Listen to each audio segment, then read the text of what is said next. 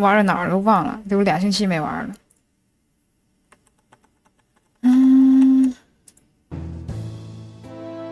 审理了。您将超仿真基金研究所一样的审理现在继续。陆检，前方警院的调查结果如何？欢迎世文，晚上好，晚上好。有点忘了，咱前面这玩到哪儿了？休庭。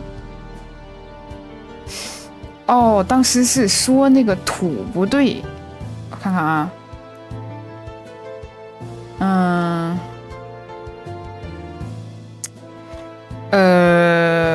应该是说土不太对，还是怎么着？操，之前什么来着？诚如辩方所言啊，深坑的泥土柔软潮湿。账号问题解决了吗 ，bro？ 什么账号问题？啊？什么账号问题？之前账号有什么问题？我怎么不知道我账号有问题？太好了，至少在这件事上终于可以松口气了。辩方仍然维持刚才的意见，这个深坑并不是真正的案发现场，检控方对被告的指控是站不住脚的。死者与何处死亡可以进一步调查，但被告的疑点远远不止刚刚揭露的那些。这话什么意思？既然你坚持那套谬论，我就用一套得我下课的改编曲《念故乡》来送你回到那狭小的事务所。那什么东西？目击证人。哦，有目击证人。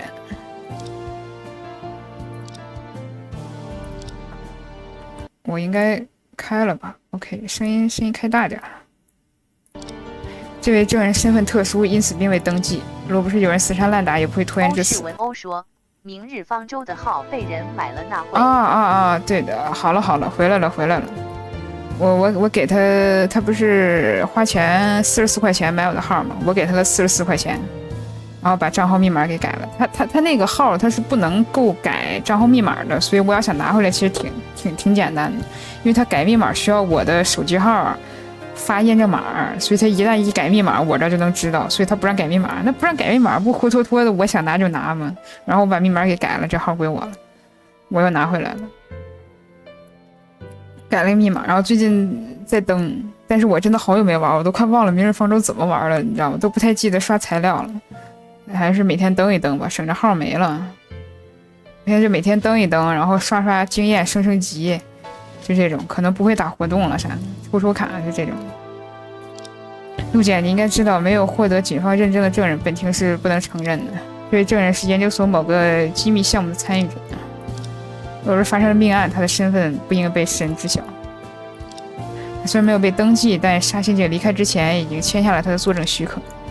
沙刑警的分量够了吗？不会是那机器人吧？既然是刑侦局副局长亲自许可，没什么问题，请真上台。谁呀？哟，不是那机器人。大家好。黝黑。你好。这个姐姐就是那个机密项目的参与者，和红叶想象的有点不一样呢。我也有同感。证人小姐好。那个，听那位大哥哥说，叫小女子上来是要作证吗？这游戏例会是真好看。确实，画的都挺不错的。是的，你不要紧张。这庭上的事，都由我说了算，没有人能欺负你的。好的，虽然小女子不敢保证自己能说明白，不过我会尽力的。说，但是第一个案件那个让我觉得真相太离谱了。我觉得还好吧，第一个案件很明显就是为了引出来他那个快递啊，这个案子也有快递的事儿，这快递这事儿。这次还没说到呢，估计后边肯定提到了。这就跟之前不是说邮寄的快递嘛，然后这块就有一个不明所以的一个快递，有可能跟那快递有关系。看前面好像现在目前可能还讨论不到快递这事儿。证人，姓名和职业。这个小女子名叫白艺玲。白艺玲。职业嘛，大概是平江超仿真机器人研究所里的研究员吧。大概。不，那个，我的意思是说，我就是。这看起来挺正常的呀。啊，感觉算是这种没有任何争议的事，希望你能欢迎说的肯 Carry 定一些。 Strike 没有喵饼进入直好像没有播间。喵饼，晚上好。正人小姐，如果你很紧张的话，可以用双手。吵死了，浪费时间没有意义，赶快开始证言吧。好的。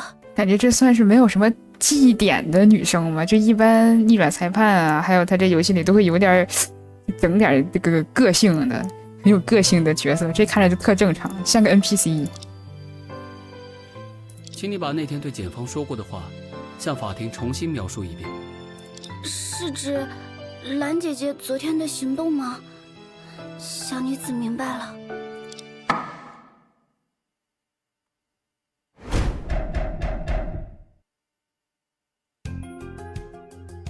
那天下午，小女子想散散心，走一走时看到了兰姐姐，是在生化实验室门口见到的。那时候好像她在擦着什么东西，完犊子了，这不完蛋了吗？之后兰姐从实验室出来见到我，她看起来特别慌张，手里拿着一块被染成红色的抹布。小女子认为那大概就是血吧。兰姐姐还对我说：“你什么也没看见，忘了吧？”所以我就想她是不是弄坏了东西，害怕被所长发现。现在看来，大概就是兰姐姐做的，不完犊子了吗？这不完蛋了吗？这不抓了个正着，完蛋了。警方在后勤仓库找到一块巨大的抹布，抹布上留着死者朱平江的血迹。有了啊！如果被死者写下名字还不够确凿，消灭现场是被人抓了现行，还有什么好争辩的？救命啊！这案子我已经受不了了，真相毋庸置疑。审判长请下来判决。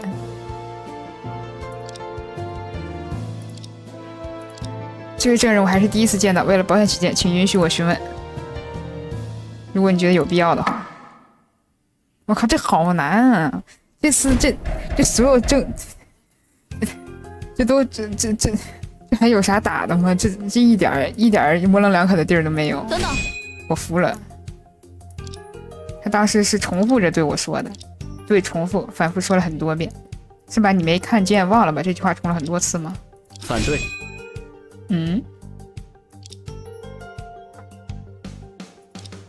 欢迎离归之人进入直播间。欢迎离归之人回来，晚上好，晚上好，感谢离归之人点赞。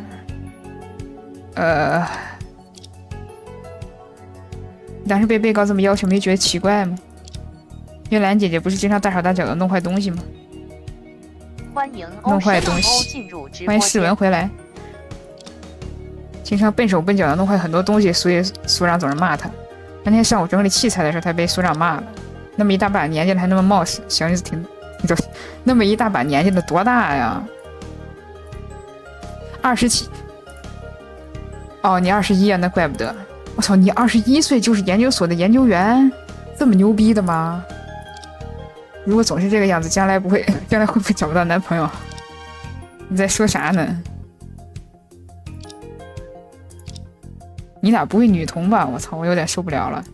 我以为这个证人一直都是这样战战兢兢的，没想到他也可以好好说话。但是他认为只是弄坏了东西，为何现在改变想法了吗？当时我并不知道出了那样的事。欢迎月之恶魔，晚上好，晚上好。推测。等等，你真的这么想吗？我根据你往日对被告的了解，你认为他是会做这种事的人吗？反对。辩方在恶意引导证人做出毫无根据的主观臆测。根据我对他的了解，他究竟会不会做出这种事呢？证人，你可以不用回答这样的问题，就算你回答了，法庭也不会将它作为证言采纳啊，是这样啊。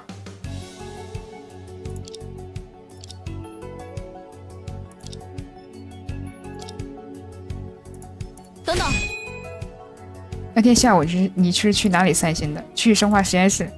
生化实验室散心，这个地方选的也太奇怪了吧？啊，我只是路过而已。你们俩打算去哪里？本来我只想到处走走。欢迎感君不哭，晚上好，也没打算去哪儿。是这样啊。等等，他在擦的东西是什么？你看清楚了吗？没看清楚。但你怎么肯定他在擦东西？因为他做出了擦东西的动作吧？是这样吗？是的，就是这样。等等，他看起来是怎样的慌张呢？我的意思是，看起来很惊恐的慌张，还是看起来很尴尬的慌张？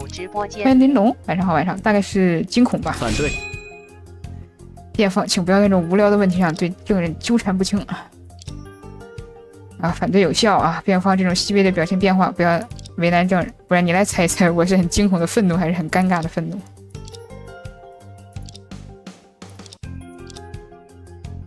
感谢玲玲点赞，我先保存一下，忘记保存了。红色的抹布。啊，是刚从实验室出来吗？啊，是的。这么说你一直都是往实验室里看了？嗯，对的。那个实验室里有什么异常吗？没有吧，没有什么异常。哎，没有什么异常。反对。不对，那躺了个尸体。陆姐你在反对什么？不知道，只是觉得陆师这样做很无聊。哪有因为无聊喊反对的？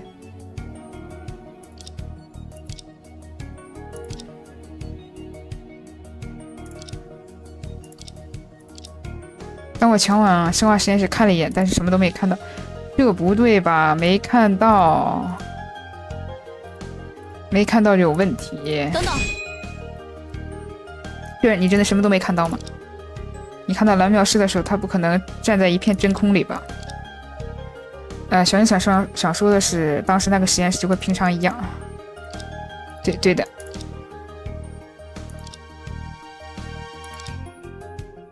没看到，然后证物是这个。反对。对，那躺个尸体。这样，虽然不知道你的动机是什么，但在法庭上撒谎可是不对的。甄小姐，请看这张照片。哎，这个是，如果你目击到蓝小姐擦出血迹的瞬间，那所长的尸体就应该在她的身边。这么大一辆手推车，上面放着你们重伤的所长，而你却在证词里声称生化实验室里什么都没有。反对。这种细枝末节的问题有什么好讨论的？证人的视线与尸体之间可能存在着遮挡物。反对。刚才这个证人里还对被告擦地的描述非常细致，如果那样的遮挡物存在，他怎么可能看得清这些？啊，肃静，证人，请你解释一下。你为什么要看到本应看到的手推车和尸体？啊，我不知道，不记得了。辩方，请不要用逼问来误导我的证人。是的，哎我去，刚才在询问中你的语气一直咄咄逼人，证人承受不了这么大刺激。这老哥几岁呀？我想知道。你23，我呢？哎，你俩都是23啊。欢迎离归之人进入直播间。引导啊！如果证人的证词里明显表现出了不确定性，你应该向法律提出这一点，而不是现在这样逼迫他给出一个不存在的确定答案。感谢离归之人这么送的多少个粉丝团灯牌？感谢感谢。来自离归之人的5个粉丝团啊，5个粉丝团灯牌，感谢感谢。证人明明在哼唱着乡村小调，你却要用雄浑的交响乐将他带跑。证人，你大概本来就不确定自己有没有向生化实验室内部观望，对吗？那个应该是这样，没错吧？对证长期在研究所内参与项目，与外人的沟通甚少，你越是对他施加压力，只会误导他得出更多错误的结论。审判长，我说的对吗？什么就很有道理？这不扯淡的吗？辩方，请注意你的语气，不要对这位证人进行过度施压。我知道了，我会注意的。到底谁在引导证人？这个检察官真气死我了。总之，证人的哎，我去，说啥呢？啊，总之，证人证词实在太过模糊，因此我才会反复进行确认。我也觉得证人的证词确实有点含糊。辩方认为，也许刚才的证词并不是证人所经历的全部，很多内容缺少细节，而且只叙述看到被告擦地这一段，有点没头没尾的。证人，关于案发当天你在研究所内的所有行动，是否能仔细叙述一遍？全部吗？本庭也认为辩方的请求是合理的。好吧，我就当你同意了。好吧，小女子会努力的。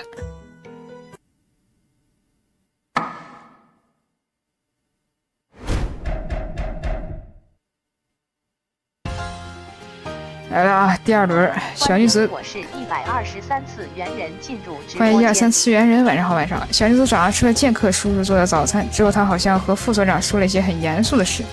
然后我就去车间整理器材了，还听到蓝姐姐被所长痛骂。下午4点左右，外面下起了雷阵雨。小女子想起了很多年以前的事情。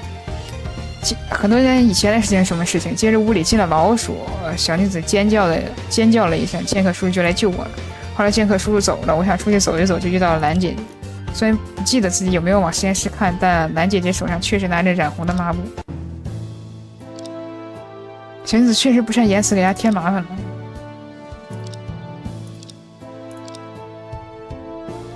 红叶也明白为什么这个研究员姐姐会给我一种在电视上见过的感觉了。难道她真的上过电视？不是啦，其实是以前茶家村的时候，我和知青大哥一起看过一部叫《我和人偶少女的甜蜜生活》的动画片。里面的人偶少女没有心，只能照着主人的指令说话做事。这个研究员姐姐和那个人偶少女有点像。那个混蛋死宅男居然带着红叶看这么低级动画片。不知道你有没有看过那个更衣人偶啊？我看过，我倒是看过几集。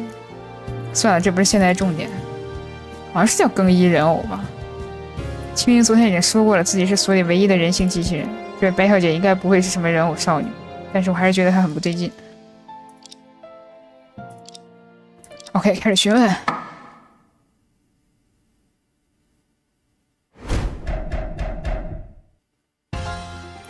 OK， 保存。尖叫的事儿，老鼠啊！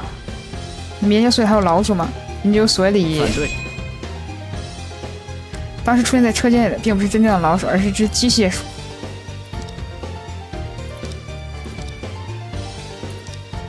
它是被害者朱平江早期研究机器人时制作的试验品，虽然没有研究价值，却一直在研究所内四处流窜。小女子在案发当天就是被他吓到的。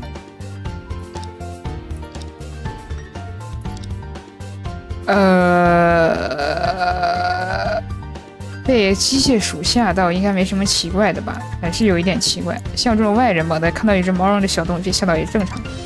但是白小姐，这个机械鼠已经在所里流窜了这么久，难道你还没习惯它吗？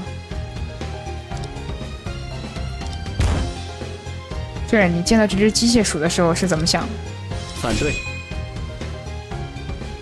反对。案子发生在机器人研究所里，而这只机械鼠也是广义上的机器人。如果不把问题问清楚，谁知道它是不是和案情无关？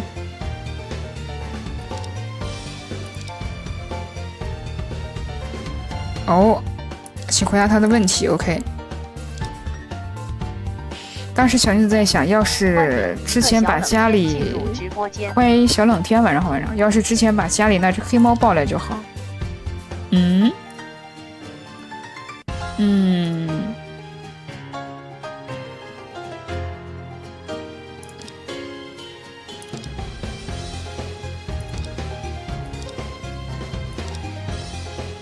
有问题的不是证人的证词，而是证人本身。难道每一个我都要问吗？你是在他走了多久之后离开的房间？多久？没过多久吧，大概就过了一小会儿，十几分钟吗？也许会久那么一点吧。多久嘛？到半个小时了吗？反对。哎，这玩意想不起来就不要勉强，这原本是毫无意义的问题。是这样吧？小女子确实忘记了，对不起。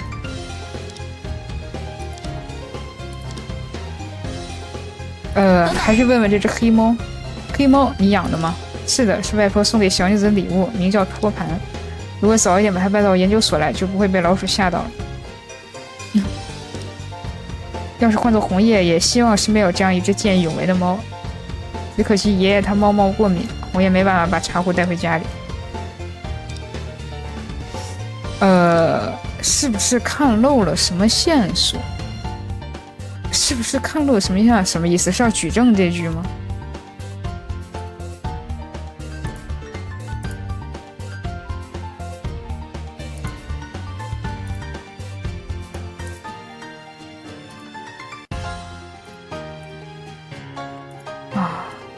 想想啊，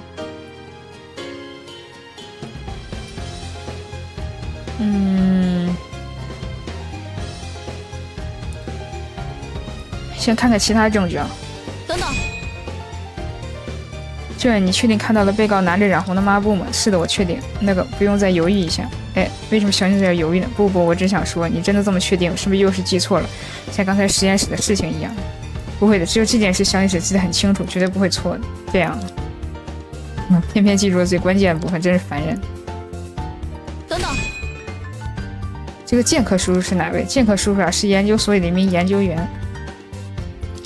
那你听到他们对话的内容了吗？不，没有听到。那你怎么知道他们说的是很严肃的事情？大概因为他们都板着脸，所以小女子都在猜测他们或许讨论很严肃的话题。是的，小女子并不能确定是什么。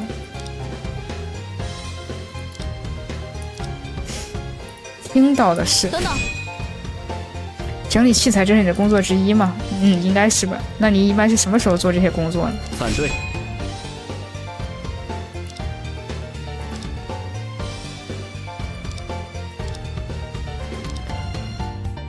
外面的是下午4点下起了雷阵雨。你都想到了什么呢？想到了我爸爸妈妈还有我的。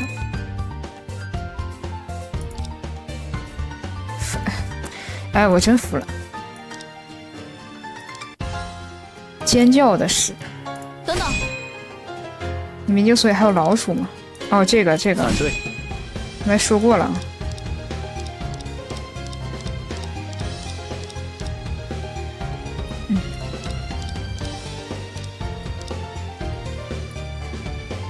那就是这个黑猫喽。想想啊，看看黑猫怎么指证啊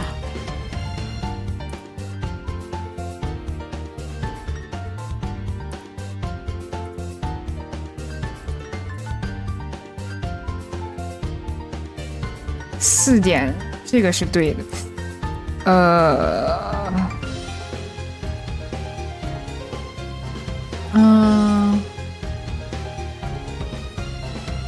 上面写右边 M， 这是什么？看看啊，笔记和老黄讨论开发日的组织事宜，继续修理青鹰的下肢。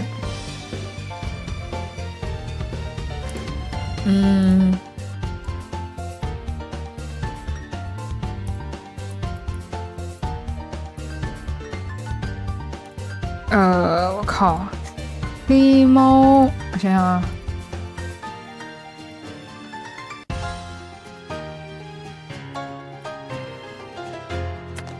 啊，我去，我感觉应该是这一句。想想啊，我再看一遍啊。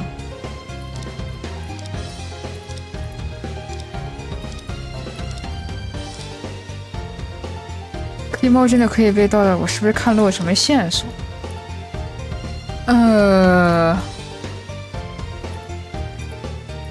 想想啊，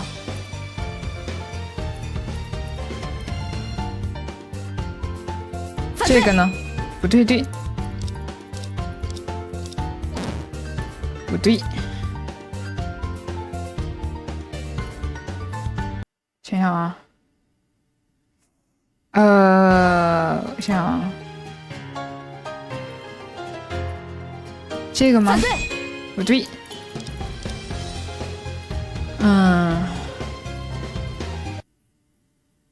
应该就是这一句，新出来的这一句。有什么想想，要是之前把家里那只黑猫抱过来就好。欢迎跳的好赏进入。欢迎跳的好赏，晚上好，晚上好。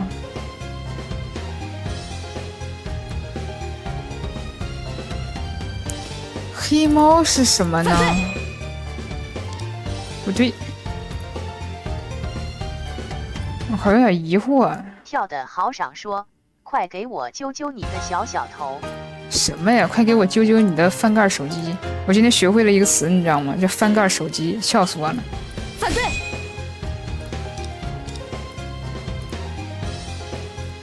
不对。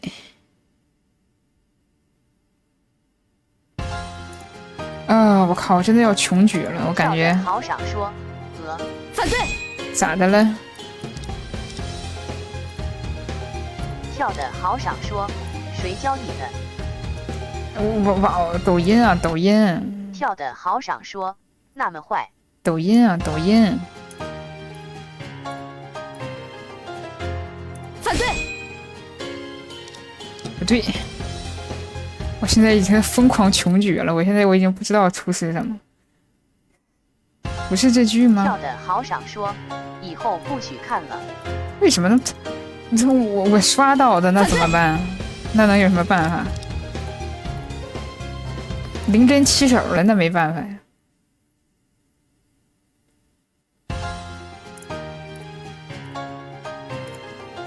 反对。我靠，等一下 ，shit， wait a minute， 啊，等我。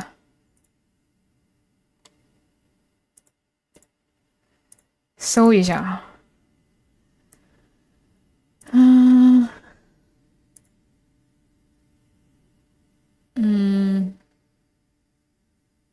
看看有没有什么，我靠，他们自己刷到自己的绷不住了。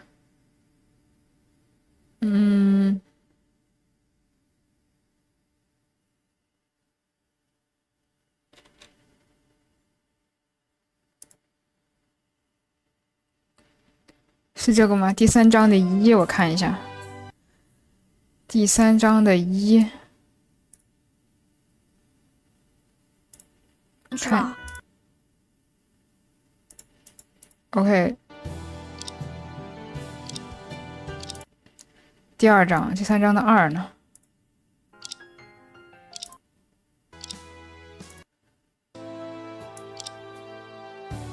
在这儿，等等，倍速开快点。等等，反对。等等，反对。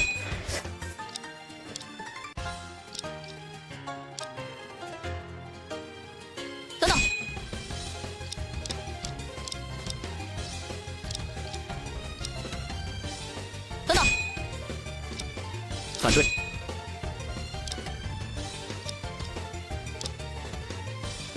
等等，反对，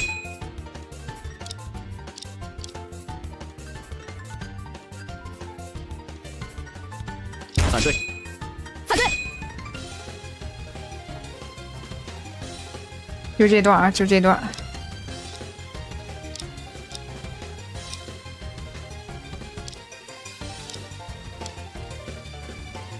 好，黑猫，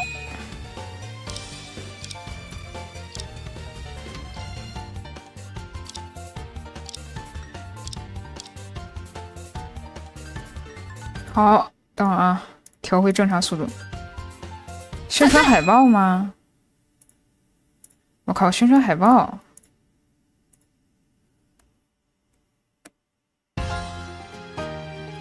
为什么是宣传海报呢？反对！韦小姐，你的证词真是越来越奇怪了啊！这次小云子又说错了什么？因为被机器鼠吓到，所以你希望把自己家猫抱过来。如果你真的这么想，我真的怀疑你到底是不是这研究所的人。反对。感觉有点牵强吧？这位证人已经研究所长达6年，这毋庸置疑。6年？他才21， 6年是多少？21减6。15，真的吗？陆检，我并想怀疑检方调查结果，但证人这句话实在是太不合情理。辩方，你这话什么意思？请看这张研究所的宣传海报。海报写了研究所的开放日的信息，还有机器人三定律。最重要的是，海报最底下那行小字。哦，我操，我都没看见。我看看，为保证设备安全，本研究所严禁任何人类之外的生物进入。啊，这个是。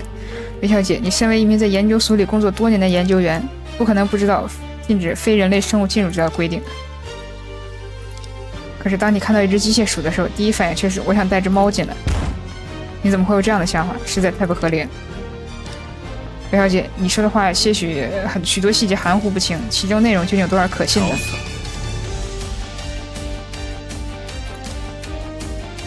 反对！我现在主张的是这位证人证词上根本就不可信。反对。而我的结论是，这位证人的证词当然可信，你不过是在偏移讨论的重点。他这次是想和我进行正面对决。OK， 欢迎离归之人回来。很好，只要不是单方面的攻击，我就不怕，一定不能漏到他言语的漏洞。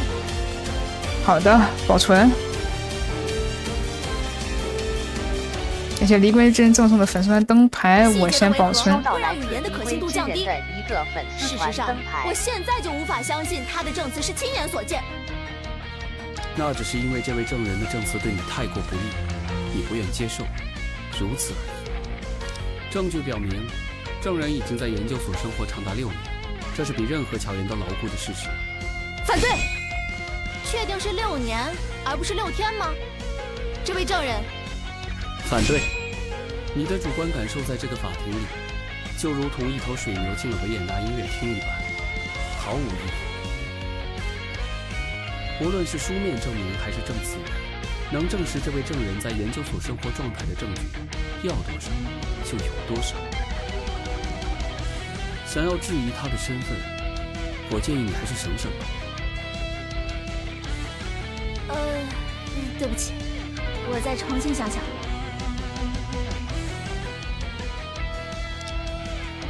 证据表明，证人在毫无防备之下被突然出现之物吓到，就算没认出来，也很正常。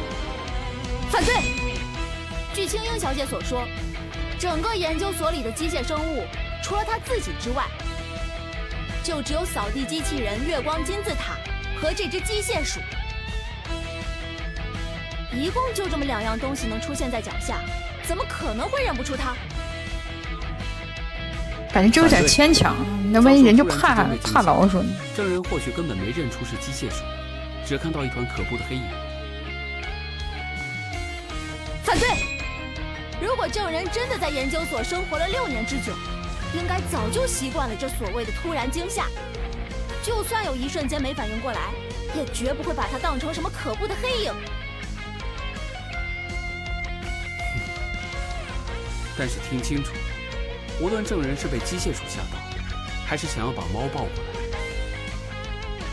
这都只是证人的内心情绪，旁人无法证伪。而证人所提供的证词是其他人都未曾提及的独一无二的内容。想要证明他的证词可信度不足，只靠他被老鼠吓到这一点是完全不够的。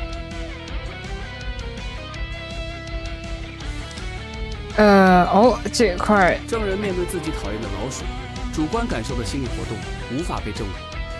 反对！20多岁的成年人怎么还会怕老鼠？那未必，一定有这感觉有点牵强。理由才会那么害怕。反对！恐惧与年龄何干？我从3岁开始到现在，一直都受不了指甲抓黑板的声音。如果我现在丢一只塑料蟑螂到你脸上，你能不发出尖叫吗？确实不能。证人面对，而现有证据表明，证人进入研究所的6年来，未曾接触过其他组织。未曾接触过其他组织？也许证人和某些组织有秘密的信件往来，检方无法检测到呢。不会，我现在想，不会这个人是假扮的吧？这位证人这个假人及其社会关系。就是原本的这个人已经被替换了，换个假人过来。参与机密项目的人啊，所以这个假人不是很懂。绝不存在你说的可能。竟然是这么铁证如山的吗？证人面，而现一个背景清楚干净的证人，没有动机提供虚假证词。反对！证人说不定对被告怀恨在心。毕竟被告神经大条，笨手笨脚，不知轻重。反对，这说的明明是你自己的恨意。驳回。啊，原来是我的吗？证人，而且一个证人的证词描述清晰，逻辑合理，能还原他记忆中的事实，这已然足够。反对！证人能够被同在一个建筑内6年的机械鼠吓得魂飞魄散，加上作证时经常含糊其辞，表达不清，他真的清楚地记得当时的一切吗？反对，他所说的内容与当前的案情吻合，逻辑通顺，而且根本没有说谎的动机。反对，证人没有动机说谎，但并不代表他没在说谎。证人在作证时，时常左顾右盼、畏手畏脚，并且不停地做出某个特定的动作。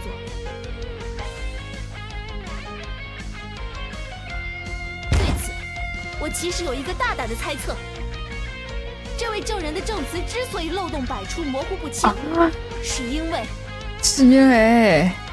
等会儿，是因为他的记忆存在障碍。他极度畏惧法庭上的某个人，他记忆存在障碍。虽然证人能勉强说出案发当天自己的行动，但只要我问及细节，就会变得吞吞吐吐，就好像那些事并不是你自己的经历，而是在照着别人写下的内容背诵一样。这些违和，有一个猜测能够让一切都顺理成章。我认为证人在记忆方面很可能存在重大障碍。就这还研究员呢？这虽然是个大胆的猜想，可这是唯一合理的推论。证人作证时的朦胧感并非有意为之，或者说而是他根本想不起来那些细节。这样一来，他会被机械鼠吓到，会不知道研究所里不能养猫的规定，就解释得通了。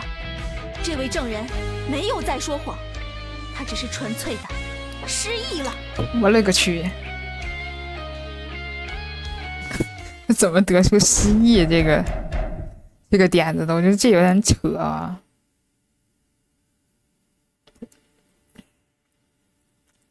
这可是我从未设想过的结论啊！这件事真的吗？检方为何完全没有时间提及？不是我不能说，辩护方并没有任何证据，只是在信口雌黄。我会提出这个主张，是因为已经有了证据。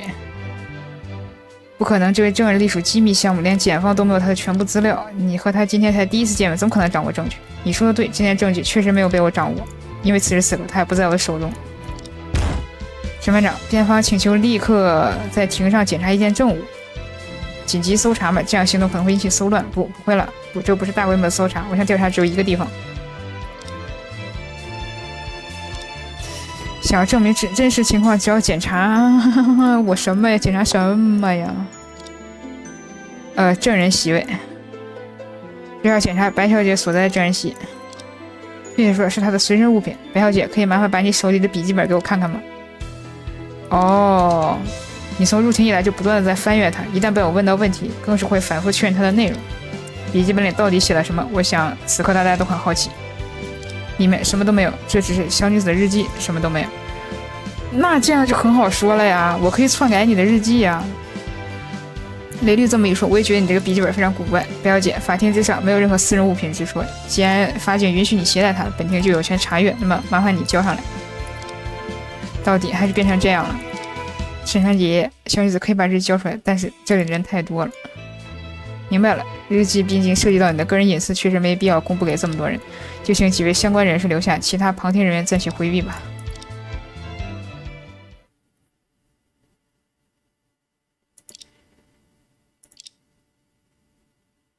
虽然我已经做过心理准备，但真的看到他时却震惊的说不出来话。我怎么也没想到这个日记里居然写了这样的内容。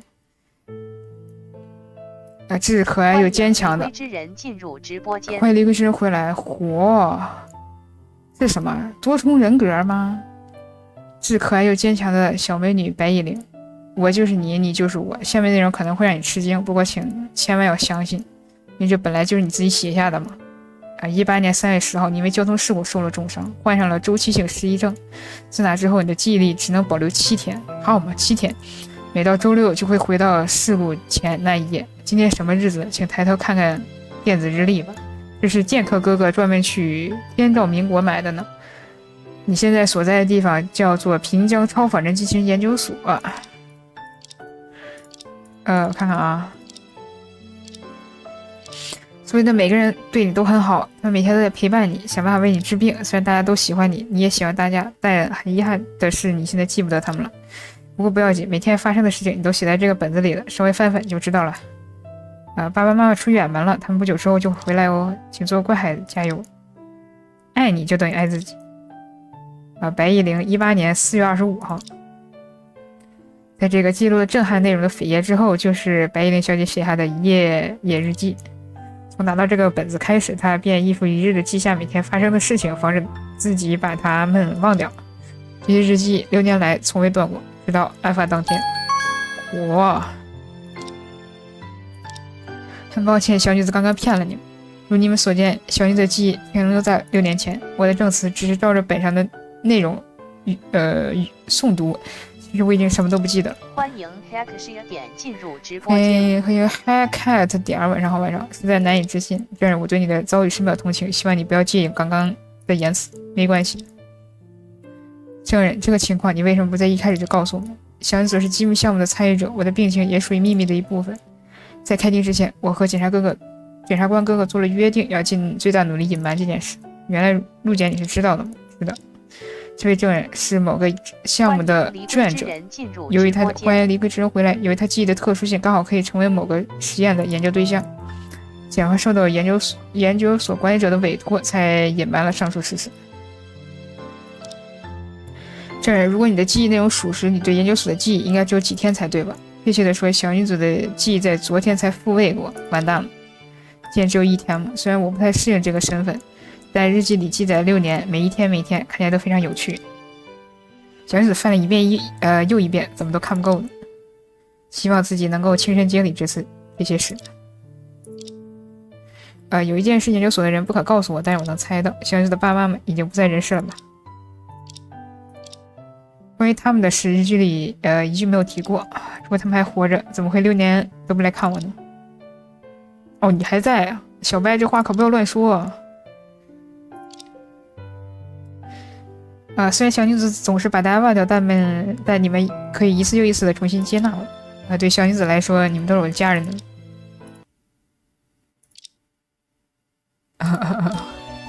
白小姐，我完全可以理解你的心情，但是如今研究所的朱所长，你的家人之一已经过世了。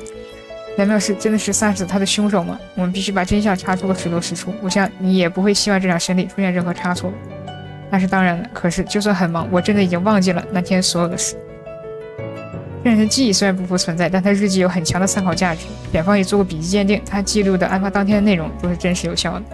虽然辩方闹出了这么大动静，情况却没有变化。情况没有变化，真的是这样吗？白小姐提交证物已经昭示了一条全新的线索。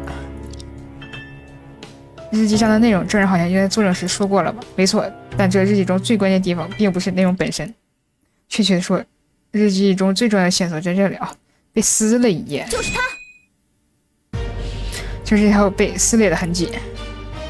哎，这是什么时候？白小姐，你在记日记的时候有把纸张撕下来的习惯吗？没有的，老师说要保护森林节约用纸，就算写错了，小女子只会点涂改，但绝对不会平白无故的把纸撕掉，这我就放心了。辩方，你什么意思？既然白小姐从不会撕掉纸张，那么这个撕痕就只能是其他人做的。或者在案发当日，白小姐目睹到了什么会让真凶暴露的事情？此人了解他记日记的习惯，就悄悄地将这页纸撕掉了。既然是这样，无稽之谈，你这个推论完全建立在凶手利用他人的基础上，撕掉这页纸的完全可能是被告蓝妙时，他有充分的动机和机会。白小姐的日记上还清楚地写了目击到蓝妙师擦出血迹的段落。如果是蓝妙师撕的，为什么他会留下对自己不利的内容？这辩护方言之有理，如果被告曾动过日记，不太可能把这页留下来。就算撕掉这页纸不是蓝妙师，也不能证明一定就是有所谓的真凶。我们不知道这页纸上写了什么内容，甚至不能断定它和本案有关。并也如此，辩方才认为本案有深入调查的必要。这页纸到底是何人所撕？上面到底写了什么？我不知道，陆姐你也不知道。欢迎离归之人进入直播间。欢迎离归之人回来，我们怎么能在重大线索尚未查清的情况下就草草为本案宣判？这个有道理啊。算了，直接逆转了啊，算是拖回来了。小女子是不是又给大家添麻烦了？说一下我的见解，既然这位证人记忆存在问题，本人不能轻易采信他的证词。辩方提出的日记撕痕虽然不能证明与本案有关，但却是一条重要的线索。为了保险起见，本庭暂且搁置本案的审理。日记的纸张到底是谁撕的？上面又写了什么内容？以及所长的死因种种奇怪之处，到底要如何解释？这些问题就留给你们双方去调查。之前研究所一直以保护机密为由封锁了很多房间，经过今天的审理，我想已经有足够的理由申请搜查全部区域了吧？的确。那好，今天的庭审就进行到这里，我期待你们明日的表现。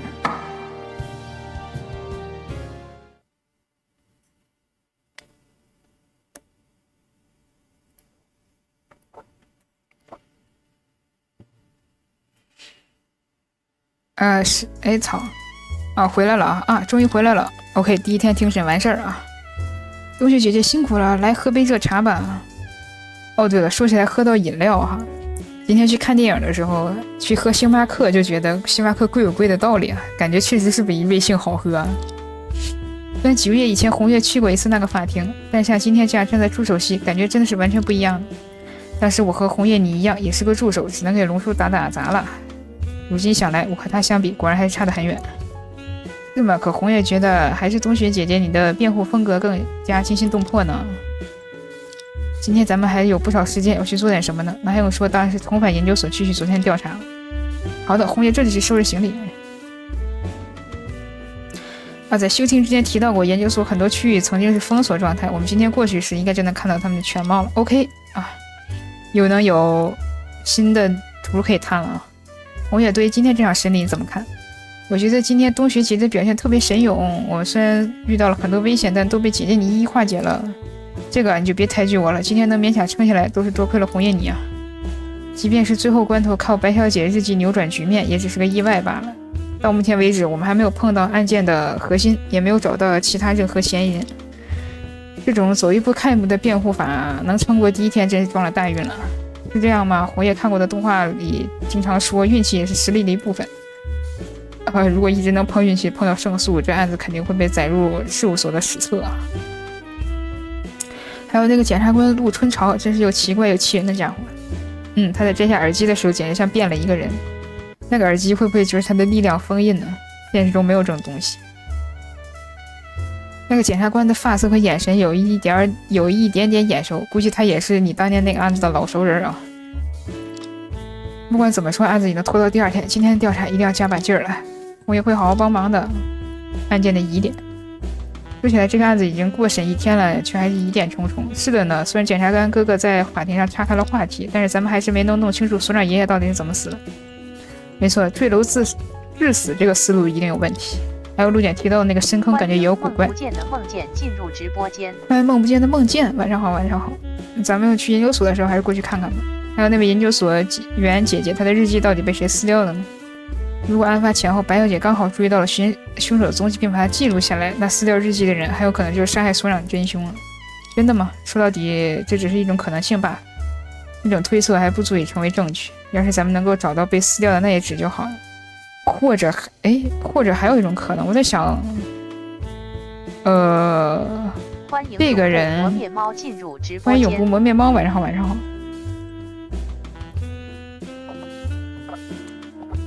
我还在想会不会是这个机器人死的纸，就是肯定没准回归到最后发现是机器人杀的人。但是当然的，只要他还没被处理掉，咱们就算把研究所翻个底朝天也要找到。虽然还有一下午的时间，但咱们要做的事简直像山一样多。是的呢，除了要去调查研究所，咱们也要去看守所看看兰姐姐吧。没错，那家伙案发时的行动我已经了解了，但有关研究所的情报还是问他比较方便。看守所离事务所更近一些，还是先去找他比较好。先去看守所啊。还有按照陆检的说法，今天的研究所会有更多区域开放调查，一会儿还得仔细看看研究所的平面图，不要漏掉什么地方。更多区域嘛，这样咱们也能找到更多证据吧。东西太多的话，我背包能不能装下呀？可是知青大哥的游戏里主人公的行囊不都是无限大的吗？完全听不懂你在说什么。不管怎么说，还把背包整理一下。OK， 不再需要的证物被留在了事务所。好的，准备工作做的差不多，咱们也该走了。先步行去看守所，再搭公交到研究所吧。明白，锁门、关灯之类的事交给红叶吧。Let's go。咱们先去看守所。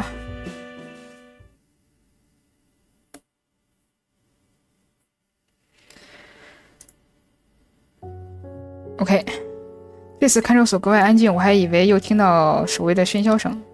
陆雪姐，你看兰姐正坐在那儿发呆呢。兰小姐，我没看错吧？那家伙也会叹气，难道是关久了开始抑郁了？哎呀，你来了！我跟你说啊，我追的那个神剧居然叫大结局了。大姐，你是一点都不慌是吧？刚才放风的时候出去换了一圈频道，居然收不到那个台了，简直气死我了。算了，有你们在，我还是获释之后回去看网络版。兰姐姐还是一如既往对我们放心呢。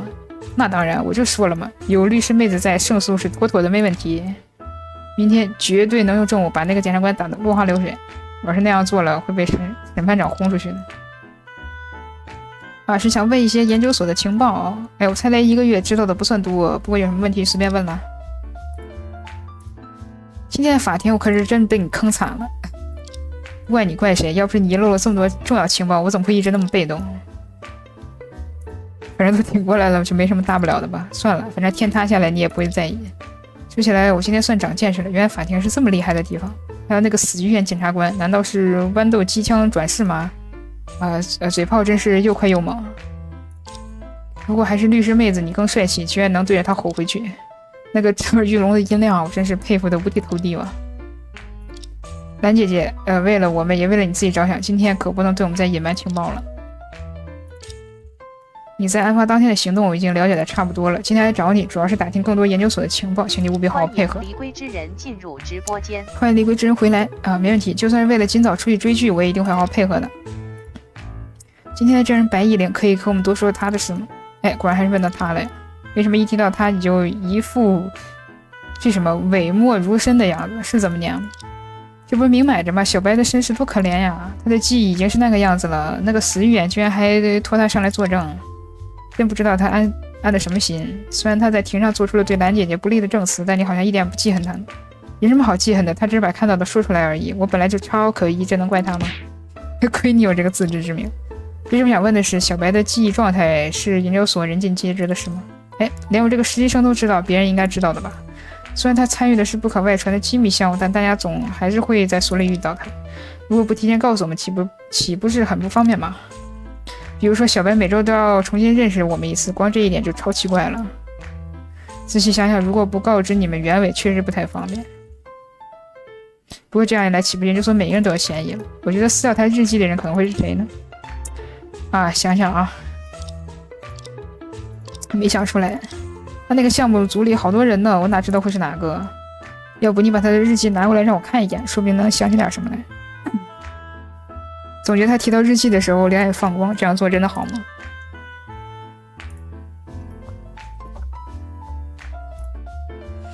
啊，没有什么证据了吗？给你看日记吧。这个你要的日记有防弹玻璃在，我送不出去，就隔着窗户给你翻翻吧。终于有机会看到了失忆少女的神秘日记。我看看啊，10月14日，兰姐姐打坏了光谱仪，被所长痛骂。10月18日，兰姐姐把咖啡泼进了显微镜，被所长痛骂。10月25日，兰姐姐做实验室把衣服绞进了车床，所长说她是弱智女青年。为什么关于我的部分只有这种内容啊？难怪他会觉得我嫁不出去。这也怪不得人家吧。案发当天的部分除了我之外，还写下了关于副所长那个中二武侠宅的内容。哦，中二武侠宅还是个宅。对，就是他，那是公认研究所不正常人 No.1， 乌雅剑侠。什么研究所里有比兰姐姐更不正常的人？我觉得他还挺正常的吧，除了有点马虎。这种话你能不能留在心里，别说出来？这个乌雅剑侠的事能不能和我讲讲？你想知道什么？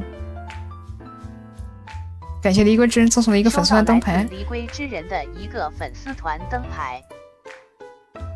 哦，这写了一页。早上吃了剑客叔叔做的吐司和煎蛋，幸福感满满。副所长好像和剑客叔叔什么很严肃的事情。让我在车间整理器材，看到兰姐姐被所长痛骂，希望她没事儿。所长说要对我做下一阶段实验了，不知道能不能成功呢？下午4点多下起雷阵雨，想起最后一次见到爸妈也是在雨天。虽然过了这么久，但仿佛就是几天前发生的一样。屋子里好像见到老鼠，不小心尖叫了一声，剑客叔马上赶来救我了。后来想出去散心，路过生化实验室时，兰姐姐慌张地冲出来，她的手里拿着一个被染成红色的抹布，一直重复：“你没看见，忘了吧？”大概是她弄坏了什么东西，不想让我看到。这个姐姐还是这么冒失。这个乌雅剑侠是个人名吗？没错，乌雅是姓氏，剑侠是姓名。姓乌雅真有这个名字吗？咦，这个世上还有这么奇怪的姓？那家伙是个满族人了，真是我听过最愚蠢的名字。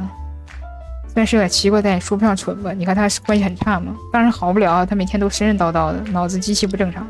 都30好几的人了，还做着他的武侠梦，每天身上带着木剑和秘籍，说着他的江湖蠢话。明明是个脑科专家，怎么不给自己看看病呢？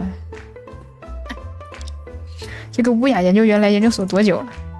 我听说他是专门被调过来参与小白项目的，算起来也有6年了吧。哥们儿，你先很高啊，兄弟。原来如此，他也算是元老了。工业还有个问题，这个脑科专家是专门给机器人的脑袋看病的吗？怎么可能啊！机器人大脑都是人造电子内核，哪里用得到它？他的职责是研究小白的病情，然后和黄副所长配合研发新技术什么的。那不是我的专业领域，其实我也搞不明白。而且这是机密，我不该告诉你们。总之，我和那个中二武侠宅完全不对付。那家伙不仅说话招人烦，还平时老使唤我到处跑腿，连案发当天都为他跑了2次。案发当天，难道你还有其他事瞒着我？不会了，只是一些琐碎的杂活，不提也罢。案发那天中午，我正在仓库里睡着午觉，突然就被武侠宅的电话吵醒。不是啦，是房间里都有的内线电话，他让我去帮忙准备实验材料，我就去找他了。他给了我2个放着不同材料的托盘，让我分别送到对应的实验室去。那天早上我犯了一点超级小的错误，被所长痛骂一顿，所以我这次放好了材料，还特地检查了一下，确保不会出错。怎么样，我工作很细心吧？那个研究员让你准备了什么材料，又分别送去了哪2个实验室呢？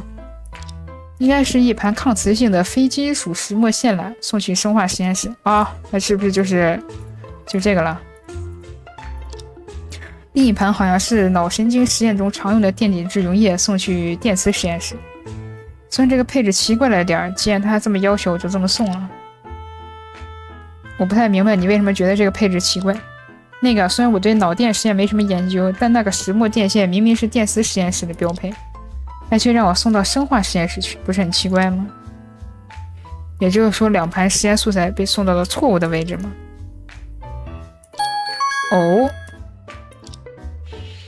那哥们儿，你这个嫌疑更大了啊！兰姐姐，我记得你说过，那位研究员让你跑了2次腿，还有一次呢。红叶妹妹记性真好，那是将近下午4点的时候，研究所突然停电了，我只好用手机看着霸道总裁问：“哥们儿，姐们儿你挺闲呀。”那个武侠宅又给我打了电话。停电这事，黄副所长也提到过，他这次又让你做了什么？研究所的电压不稳，跳闸停电是常有的事。外地归之人回来，他自己懒得去拉闸，就喊我去了。那个今天法庭上让你作证离开仓库去做什么，你当时说忘记了，莫非你跑出去就是为了拉电闸？是这样吗？哦，好像真的是这样。律师妹子，你太聪明了。你到底怎么从哈坦夫大学拿到博士学位的？我放下电话，径直就跑到同层的中央控制室去了。打开电箱一看，果然是跳闸了。我就把电闸拉杆拉了下来。就在那时，外面突然下起了特别大的暴雨。我看着窗户愣了一会儿。然后你在返回仓库的时候就发现了所长的尸体。bingo， 就是这样。那个乌雅剑侠平日里就经常在研究所待着吗？怎么了？你想找他吗？反正欢迎永不磨面猫回来。反正小白就住在所里，一般来说小白在哪儿他就在哪儿。这个研究员听上去像是白姐姐的护卫一样，以后我们去调查时也有必要纪念他。OK。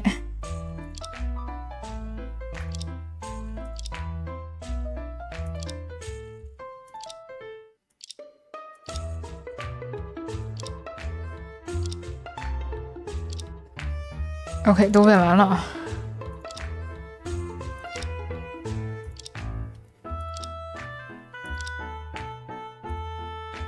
啊，也是没有什么那什么了。感谢永不磨面猫赠送一个情书，来自永不磨面猫的一个情书。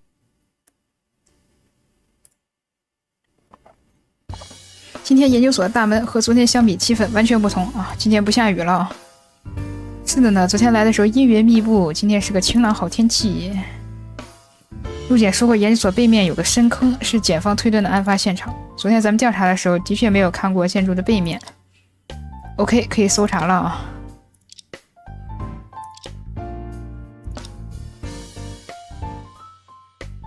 哦，到处都是警方拉的警戒线，钻进来真不容易。啊，你掉下去了？我还挺大的呢，你看照这个桶的这个大小，这桶还不是这坑不是一般的大。没有，还有积水啊。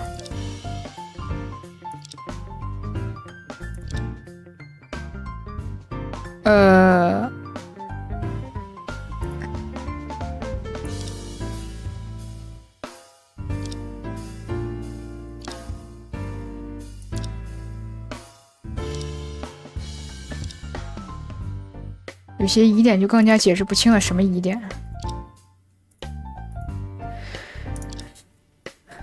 积水应该不是案发时留下的，不然早应该干了。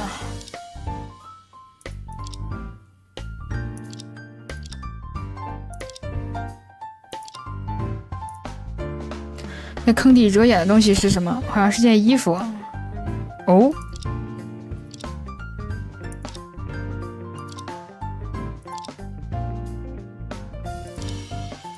哇！哦。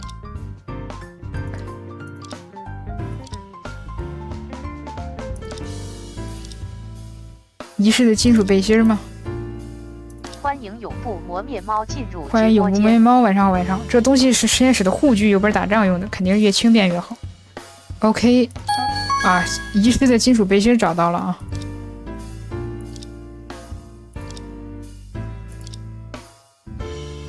也算有所收获啊。直接移动啊。很想跟那个剑客对一下话，希望有配音。OK， 刑侦队警员随处可见，看来沙县警那边一点都没有松懈。咱们是不是去找沙县警打个招呼比较好呢？有道理，不过不知道他这会儿在什么地方。哎，就是你吧？哇，又是你！那个他这身打扮实在太过诡异，我都不知道该说什么了。感觉哥们要去驱邪去了，我去。你好，我叫查红叶，这位是雷律师，是这位雷律师的助理。请问你就是白姐姐提到过的剑客叔叔吗？哇，原来是两位诉讼姑娘，二位不必多礼，在下乌雅剑侠。哦，久仰大名，请受小女子一拜。今日二位在衙门的表现可圈可点，不知再次到访我派有何贵干？那个，我们当然是来调查的，我还有些问题想问你，可以吗？哇，这是真剑哎！在下尚有闲暇，与二位稍作交流，倒也无妨。以为他要拔剑砍我，原来只是摆个 pose。先出示啊！此物莫不是什么波斯明教的镇教之宝——光明圣火类。我靠，这属实是我知识盲区了。就那什么武侠小说，我确实是一点都没看过，连电视剧、电影都没看过。想不到他几经转载，竟落入诉讼姑娘之手。这是我的律师证和生活令有什么关系？无需借追根溯源，什么宋诗与游侠自古便同在诸子百家之列，游侠者师承墨门，与子这什么与子墨子共谋天下，共谋兼爱天下之大业。宋诗者师承法家，以法度为准绳，荡尽今世之贼寇，合情合理。东西姐姐，原来你们都这么伟大呢！红叶又长见识了。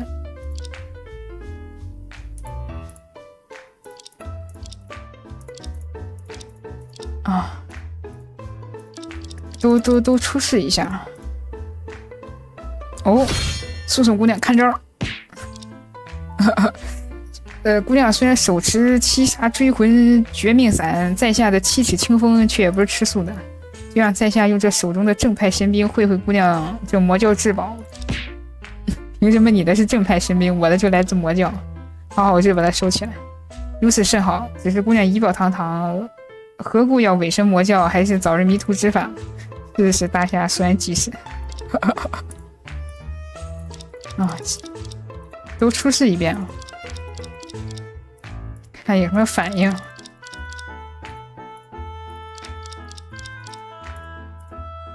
看起来他是对所有证据都没什么想法。哦，乌雅研究员，这个东西你认识吗？此物莫不是大内秘传的飞龙流星锁？诉讼姑娘，没想到你也是习武之人，这都什么乱七八糟的？这个流星锁是本门秘传器物，所长大人常用它修炼电磁实验室之秘法，不知他为何在姑娘手中？我说这个缆绳是案发当天你吩咐蓝庙师递送的，对吗？正是。关于递送材料的事，我还想多问两句，但说无妨。OK。不是这日记你也没什么想法？哦，有了。此物莫不是少林派的不传之秘易筋经？在下将它赠与白姑娘休息，并记下练功心得，她为何会在你手上？那个日记本还在白小姐那里，我可没动过。给你展示的不是原件，而是为了方便查阅制作的影印本。这等不外传的绝世神功，怎容得外人随意抄录？既然是不外传的绝世神功，你怎么随随便便就送人了？在下惭愧一时，竟无言以对，居然把他噎住了。突然心里一阵暗爽，一阵暗爽，像话吗？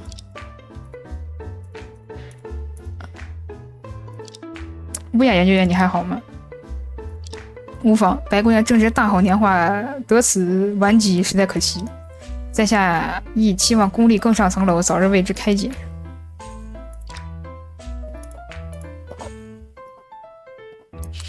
所长大人走得这般突然，在下伤心之至，奈何本门杂物繁多，还请所长在天之灵原谅在下不能披麻戴孝，百般凭吊。又不是你爹，披麻戴孝个鬼了。那个剑客先生平时和所长爷爷关系很好吗？所长不惜与人来往，平日多为闭门造车。闭门造车这词儿用的对吗？这在下与他直接交流并不多。哎，所长爷平时造的什么车呀？此车非彼车，大人所造之物，亦为本门秘法，不便与人说。黄大人之于所长大人，便如杨左使之于明教教主张无忌。坏了，这个武侠这块我是真没看过，完犊子了，家人们，这段属实是 get 不到了。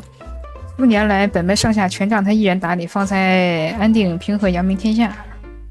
虽然这比喻我听不懂，不过照你意思是说，欢迎白虎，晚上好，晚上好，欢迎白虎老师，欢迎哈斯呼圣巴汉，晚上好，晚上好。所里大大小小的事都被他给包揽了。宋氏姑娘此言差矣，包揽与分工，此乃截然不同的概念。昔日前教主，杨顶天闭关休息，亦有杨左使在外辅佐，如此各司其职，情美在。说晚上好，晚上好，晚上好。我更听不懂了，还是不要接这个话茬。我确实有点小尴尬，武侠这段确实没看过，有点尴尬，尬住了。梗有点不太懂，不由自主的被他这身装束吸引了目光，不知道该说什么好。那个红叶可以像那位白姐姐一样喊您剑客叔叔吗？在下年方48，当不起前辈，叔叔此等称谓。48是什么？48、32岁吗？你已经48岁了吗？非也，此乃数理乘法算计，48所指亦为32岁。还有这么长的吗？由此可见，在下尚属青年之身，尤其叔叔之称定要舍去。失礼了，因为白小姐一直称呼你为剑客叔叔，我还以为会是年纪很大的人。那不废话吗？那不白小姐21岁吗？那喊你叔叔正好吗？你才23岁，没差到哪去，好吧？既然是白小姐所致，造成误会也是在所难免，也罢。对呀，白小姐一直认为侄子只有15岁叫他叔叔，倒也说得过去。21岁也能叫32岁叔叔，好吗？这没什么问题，好吗？那么，乌雅前，我是说乌雅研究员，你在研究所里主要的工作是什么？在下曾在脑科门派潜心修行，于6年前才转至朱所长门下，之后每日孜孜不倦于此地精炼武功，顺便治病救人。你负责主要是白小姐的治疗工作。正是在下之所以转至本派，便是为了治疗白姑娘的顽疾。治病之余，所长大人另有托付，此乃本门之秘，不便外传，还请见谅。他想说的是，他在为小白治病的同时，还从事机密工作，不方便告诉我们吧。在下平日伴于白姑娘左右，偶尔协助所长大人钻研武学秘籍。所长大人此番故去，真是本门不幸。这种事谁也不愿看到，还请你节哀顺变。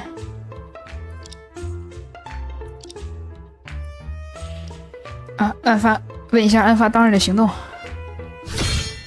宋氏姑娘此话何意？莫不是要怀疑在下不成？不是，我只是例行询问。在下明白了，你也是解他人之危难，才会说出此等粗鄙之语。宋氏姑娘既然如此侠义心肠，在下配合便是，那便有劳了。案发当日，在下往常一般打坐修炼，为白姑娘行医救人。除白姑娘外，在下当日曾先后与黄副所长、蓝妙师、青樱相遇，整整一天，唯独没见过所长。没见过所长，你们工作是不需要当面交流的吗？所长公务繁忙，他习惯独立完成各项修炼，颇为守时。本派的打理事务均由黄副所长代理，若无必要，在下极少与所长直接往来。那个黄爷爷昨天说过，所长不爱管所内的事呢。从他笔记里留的话来看，他确实是个既守时又独来独往的人。如果你当天没见过他，对这案子也是毫不知情了。当天下午天气出晴，即有大量巡捕呼啸而入调查案情，如此大的动静，想说不知情也难。所以说乌雅研究员主张自己与这个案子毫无关联，对吗？素素姑娘此言恐怕不妥。一大门派掌门故去，作为在下门徒，焉可妄言与自己毫无关联？为所长料理后事，继续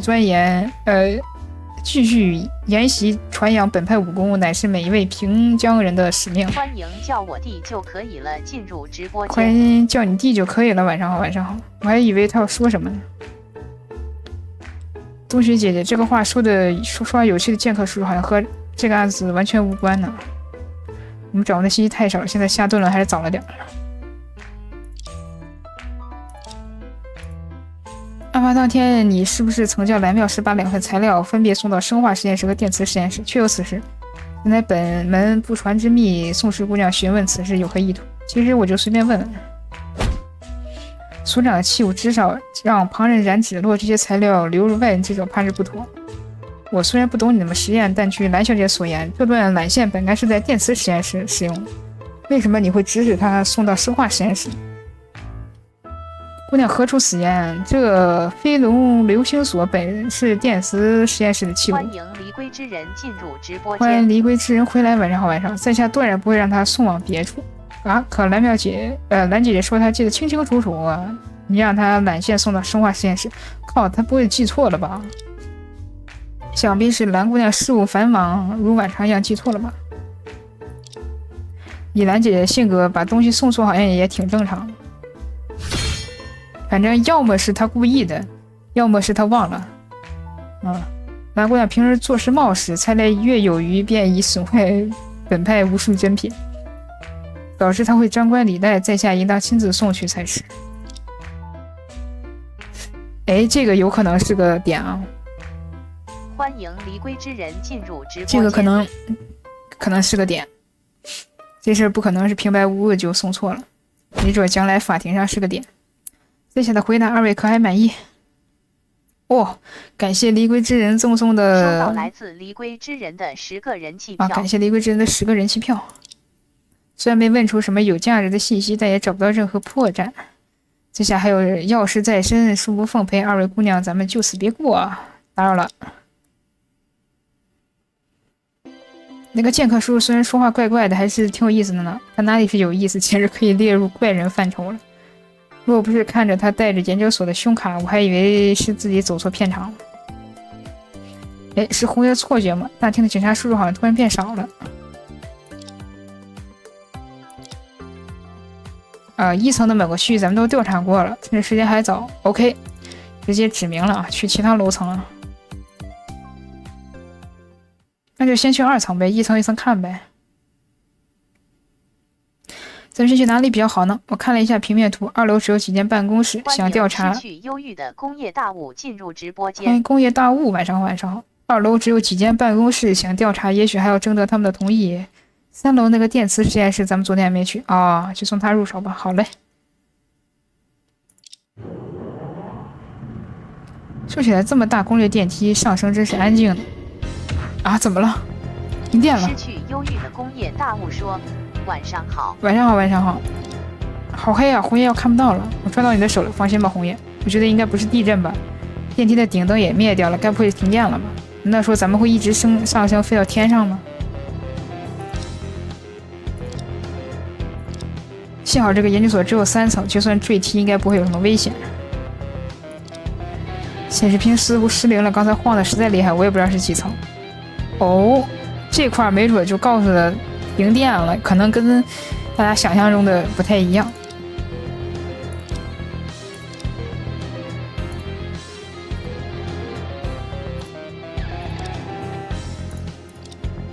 OK， 有个应急电话。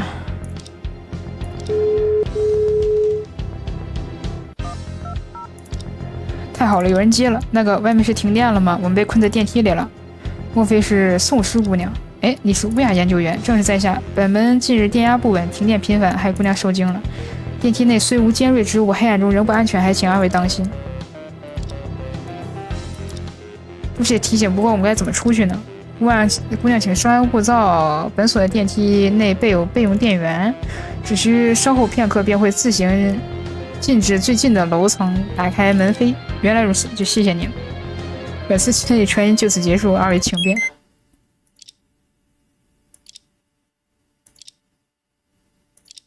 哦，好了。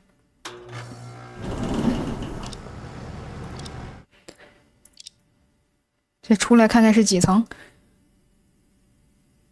哦，到3层了。这里是3楼啊，总算有亮光了。原来我们到3楼了，红叶还以为是2楼呢。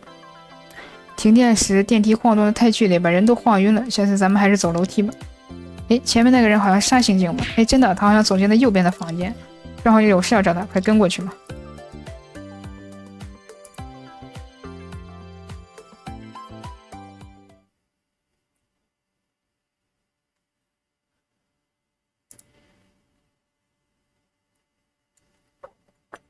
刑侦队的警员随处可见，看来杀刑警那边一点都没有松懈。这个地方就是电磁实验室吗？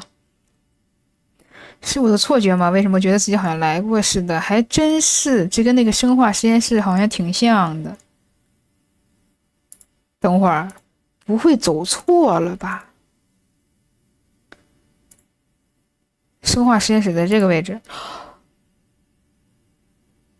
哦。会不会是当时停电，然后那个人在电梯里不知道是几层，急匆匆的想给他送到这个，急匆匆的送到这个房间，他也不管是什么房间，可能比如说本来他想送电磁实验室，结果送到了生化实验室，会不会是这样？哟，这不是律师小姑娘吗？你又来了。杀刑警下午好。呀，这个可爱的小助理也在呢，快给姐姐捏吧。哦，感谢感谢工业大物的20个粉丝团灯牌，快给你姐姐捏一把。Stop， 怎么又来这套？杀刑警好，你正在这个房间里调查吗？啊哈，如果不是调查，可能是来观光的不成？不过拜你们所赐，这判决没下，姐姐我就得多忙一天。没事，借这个案子的机会多了解点机器人世道也没什么。正好回头讲给儿子听。哎呀，完蛋了，姐姐都有儿子了，姐姐都有儿子了 ，so sad。不过人气也不是不行。不过现在时间紧迫，可不是闲话家常的时候。上刑警，刚才是不是停电了？我们还在电梯里困了一会儿，发生什么事了吗？啊哈，那个大嗓门蠢货居然把这么。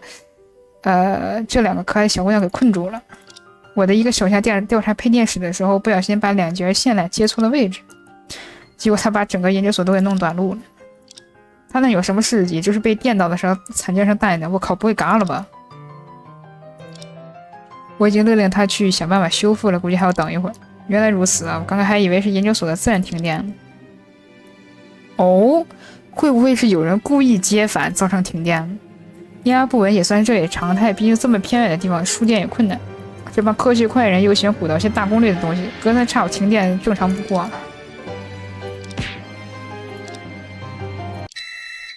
哎我去，怎么回事？谁让你们把电磁实验室的电源也打开了？给我关上，吵死了！刚才的声音是什么呀？把红叶的头皮都震麻了。小姑娘别慌，是实验室里门框里隐藏的金属探测器响了，估计是修电路的闯祸把电磁实验室的电源一并打开了。声音好刺耳啊，恐怕整个实验室都能听到吧。不过实验室为什么要装金属探测器呢？还是问问他吧。哦，所以他要把这个金属的框给它扔了，因为它有金属探测器，如果过了这个金属探测器，它就会响，整个研究所的人都知道。所以说实际上当时的情况没准不是想送到生化实验室，是想送到电磁实验室，但是停电了，没办法，他又在同一楼层，他就只能去生化实验室。会不会是这样？我跟你说啊，肯定有走错送错屋的这个情况，这个尸体肯定送错了啊！打包票啊！哦，那个，哎，我又想起来了，为什么一样？为什么一样？为什么要把线缆送到生化实验室？为什么要把那个什么液体送到那个电磁实验室？就是为了伪造这两个屋子一样的假象。因为这两个屋子都在同一边，然后你再把这个电一拉，然后电一黑，你根本就不知道自己是在哪屋子，你也不知道自己是在哪层。他不是说电梯吗？就近，然后你就直接送进来，所以你也看不出来它是生化实验室还是电磁实验室，就直接把这个东西给推进去了。会不会是这样？会不会这样？我感觉那个老哥，那个武侠老哥有点问题啊！啊哈，本来我想晚点再来，谁知道那个大嗓门警员嚷嚷着有了重大发现，非要姐姐我立刻赶过来。难道沙刑警在这里发现了和案子有关的痕迹吗？那要看是哪种痕迹了。这间研究所的每个房间都配置了定期开启的自动清洁系统，所以有可能那个就是白，他没说错，他不是最开始说看见那个蓝妙师在擦吗？没看见尸体吗？可能擦的不是同一个屋子，可能在擦别的屋子，尸体在另外一个屋子。反正就随便猜猜啊。这间研究所的每个房间都配置了定期开启的自动清洁系统。没错，根据告上时间表安排，每周五5点到次日的5点是这间电池实验室的清洁时间。案发那天好像是周五吧？没错，这个实验室从案发之后就没人进得来，而且整间实验室被洗涤喷雾用生化试剂彻底喷了遍。什么血迹、足迹、DNA 之类的，如果有的话，怕是全不见了啊！怎么这样？不过幸好有的东西能洗掉，有的东西却洗不掉。没想到那个帘子后面还真有点了不得的东西。哦，单刑警，我能问问这个金属探测器的事儿？你还对这种东西感兴趣啊？姐姐，我可是来查案的，不是来开科普小讲堂的。啊，不，我这有点好奇，研究所里为什么要装这种东西？我记得这种设施一般只在安保森严的场所出现了。此话不假，不过这屋子也算是高危场所。看到那个边的帘子了吗？那个帘子后面也像生化实验室一样放了几个浴缸吗？啊，那帘子后面是一面高强度的电磁墙，有些实验必须在强磁环境下完成，这个实验室就是来模拟这种环境的。也说电磁墙在通电之后会变成一块巨大的磁铁，差不多吧，不仅巨大，而且力量非常强悍。那么问题来了，如果电磁墙开启时把金属，比如说你的手机带进来会怎样呢？手机会一瞬间被吸过去。回答正确。如果有一定距离的话，一定会被吸到墙上的手机一定会被撞得粉身碎骨、七零八落。为了安全起见，这间实验室禁止带入任何金属物品。金属探测器就是干这个用的。这个实验室只有这个门，窗户也是完全封闭的，只要有金属从这个门经过，就会响起刚才的警报声，提醒人们注意安全。看起来金属探测器也是需要电力才能启动的，不知道这个装置会不会和案子有关，有可能。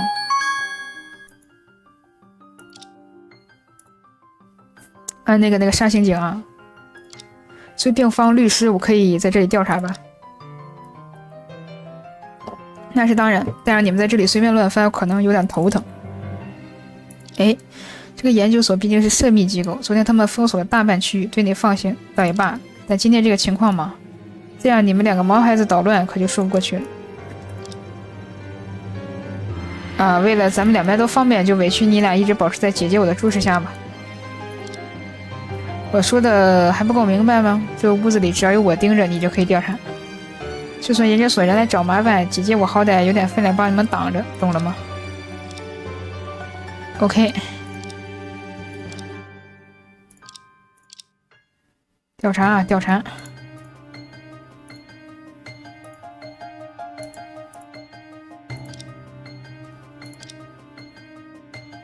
哎，这是那个扫地机器人呗。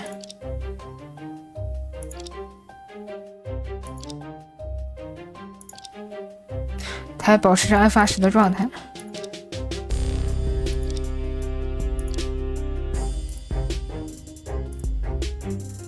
这是什么？好像是星大哥给村里焊电路时的面罩。看看啊，他的笔记啊，对，这是那个金属头盔。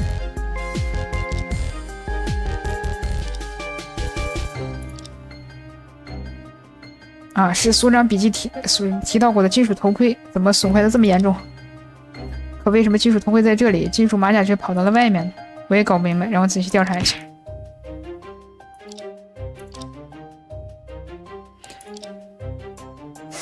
那就是说，金属头盔在外面某个地，然后一开电，一下子就通电了，这个金属头盔滋儿就飞过去了。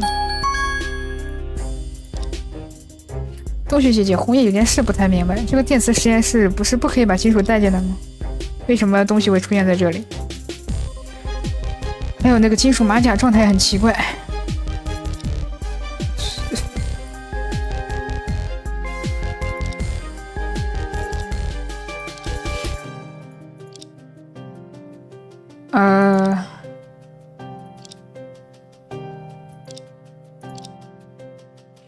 哦，这东西机器人啊哈，你瞎了吗？这东西怎么看是个机器人吗？哦，这玩意儿是这间研究所的扫除机器人，名字好像叫月光金字塔。我发现它的时候，它就已经是这副模样了，外壳损毁了，里面的芯片也被击扁了。欢迎超级混沌人类恶进入直播间。欢迎超级混沌人类恶，晚上。哎，对啊。那个扫除机器人，咱从昨天下午就没见过它了。那个月光金字塔不见了。是的，咱的芯片可以连接到研究所所有系统。如果那货只是跑丢了，只要它还开着，咱就能一下子锁定它的位置。但是从昨天下午开始，那家伙的信号就完全不见了，该不会被村长拆了吧？那应该就是断电的那会儿。听说过这个家伙从案发当天下午，信号就失踪了。原来他是在这里坏掉了。月光金字塔是靠红外感应和二维码扫描来辨认自身方位与外界环境的。二维码，你没看到吗？研究所的门跟门牌上都有二维码。这种机器人不像青鹰一样有那么强大的人工智能，想要准确辨别自己所在方向，必须借助二维码的辅助信息才行。欢迎不科学 net， 晚上好。原来如此。看到门牌时我还以为是扫码加公众号，等下再看看吧。欢迎 net 回来。可是为什么这月光金字塔现在会变成这样呢？表面似乎受到了平整的冲击。哦，会不会是这样？会不会是那个所长在这个地方？欢迎 RCSS 下划线 Kitagawa 进入直播间。欢迎 Kitagawa， 晚上好。所长穿着那个背心儿，或者哦，不是，所长不是穿背心，没穿背心，戴着这个头盔来到电磁实验室，然后一开一个电，然后啪，就整个人就砸到这个墙上了，所以他才会有后背就是这个痕迹，说明死在了电磁实验室。只要戴着头盔就可以了，戴着头盔只保护了头，然后身子没有保护到，整个身子丢到那个坑里，然后直接一开这个人整个被吸过去。哎，你看我这推理，没错，而且它的内部零件也完全被破坏掉了，这个机身上留着磁力反应等等凭证物体磁力反应。难道说你也意识到了吧？这家伙很可能是在扫除时误入了这个电磁实验室。它全身上下都是金属啊，电磁枪的电源一开，自然就被吸过去了。至于他是何时进来的，怎么进来，还得调查别处才能知道。这个时候就是停电的时候，他下午这个机器人失联的时候，就是他开这个墙的时候，就可以明确了死者死亡时间了。比如说他这时候停电之后，机器人进来之后一开电，一开这个墙，啪就吸过去了。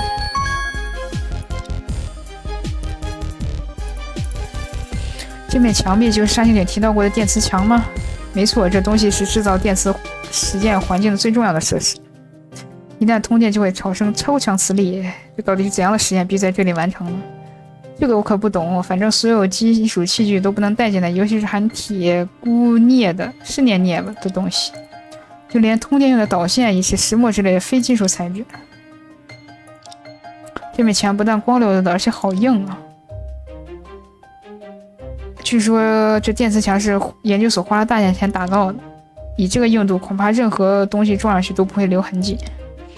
换句话说，就是这面墙上也留下不下任何痕迹。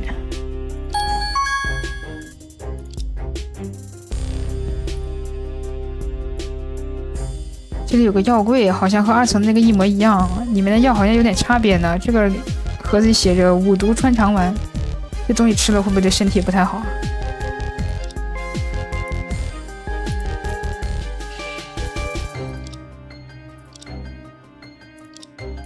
有一件事有点在意，这个叫电磁实验室的地方看起来是不是和楼下那个房间一模一样？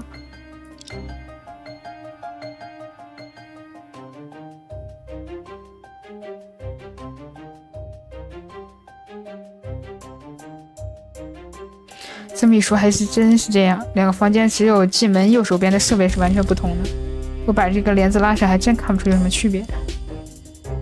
左手边的东西可不是黑板，这是一块电子显示屏，通过手动调整，可以让它显示各种信息。也许是研究所上下都在做同一个实验，所以上面显示的内容也被设置成了完全一样的。这样一来，两个房间岂不是更难区分？没准是误让所长以为自己到了生化实验室，实际上是，对。实际上是让他到了这个电磁实验室，然后这个时候断电了之后所长不知道之后一开电，自己就给自己吸过去了。红叶在想，既然这2间房间这么像，兰姐姐会不会是当时送材料时把他们搞混了呢？而且咱们进门全景看过了，实验室的门上贴着硕大的门牌，兰小姐做事再怎么依附，也不至于把楼层和门牌同时搞错吧？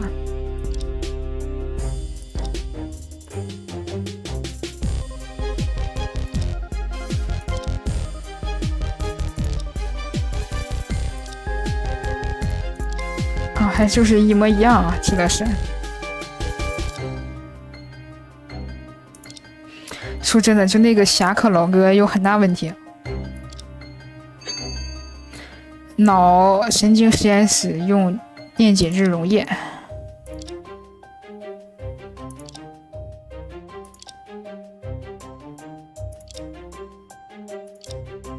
我觉得肯定不会，肯定是故意而为之的。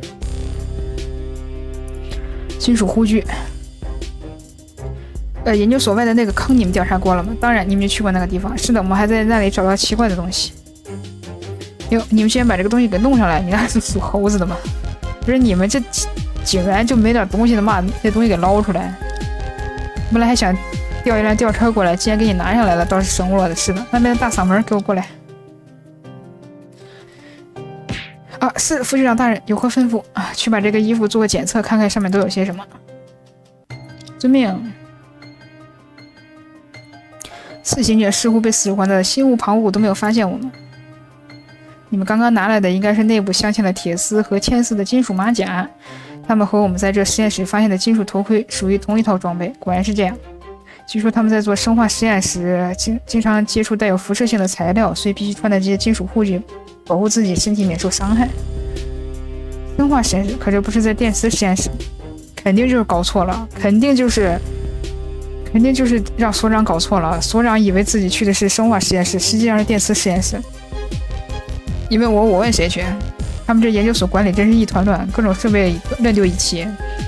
同为国家级机构，要是警局档案库被收成这样，岂及我非把管事的人跑了不可。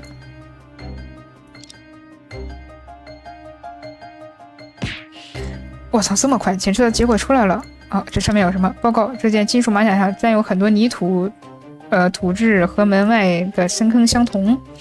马甲上还沾有一丝血迹，经检测可以初步认定血样本属于死者朱平江。哦，那就不是把他的马甲摘了，干脆就没摘。然后这个马甲因为背后有血，所以给他丢到那个，给他丢到坑里了。果然，哎呀，这可有点意思。这朱平江真的是在那个坑里摔死的吗？欢迎永不磨面猫进入直播间。欢迎永不磨面猫回来，我也觉得不太对劲儿。如果所长是。欢迎 XSOC 服晚上。如果所长是坠入深空中身亡，为何他的尸体被捞了上来，唯独马甲留在坑里呢？对啊，为什么呢？是我在问沙刑警问题，是吗？姐姐，我可没有帮助律师分析案情的义务，不如你自己多动脑子。OK。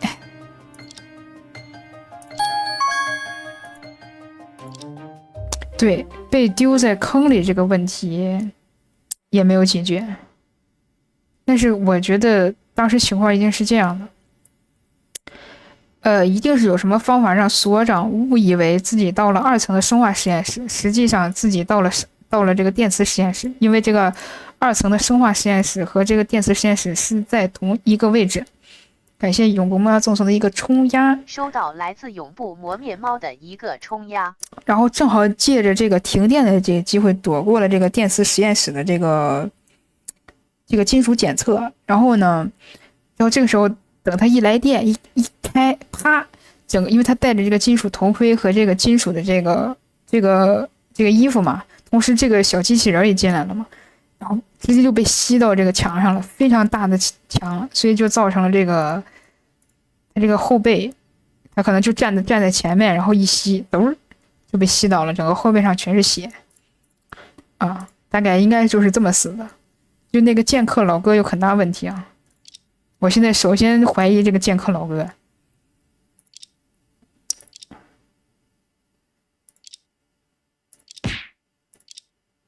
啊，我还有个问题，这件实验室里新发现路检，他都知道了吗？哎呀，小春潮呀，他虽然人没到，但调查一直跟得紧，总是用对讲机询问情况呢，这是有多懒？说到这里，姐姐，我倒是想到了一点有意思的事情。现在拿到这么多奇怪的线索，你一定在想案发当天到底发生了什么，对吗？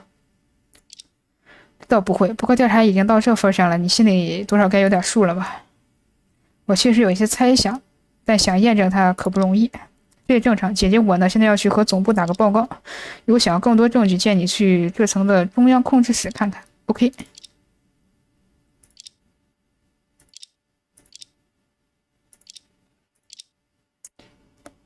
OK 啊，我去接杯水去，大家等我一会儿，好渴。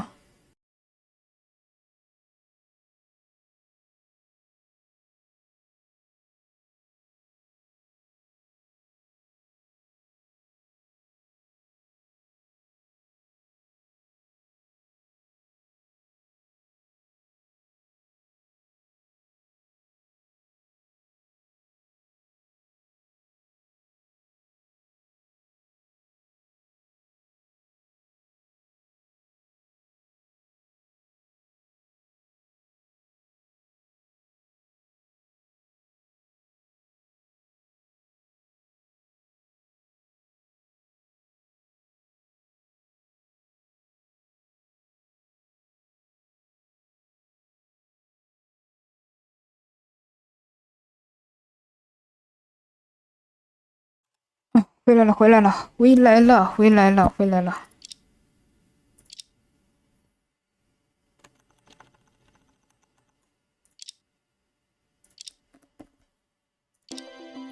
OK， 中央控制室。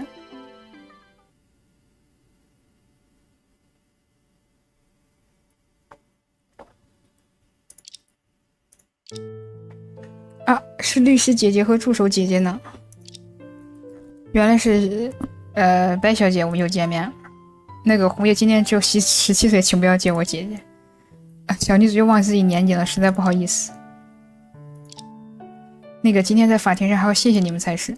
客气了，我们好像也没做什么吧。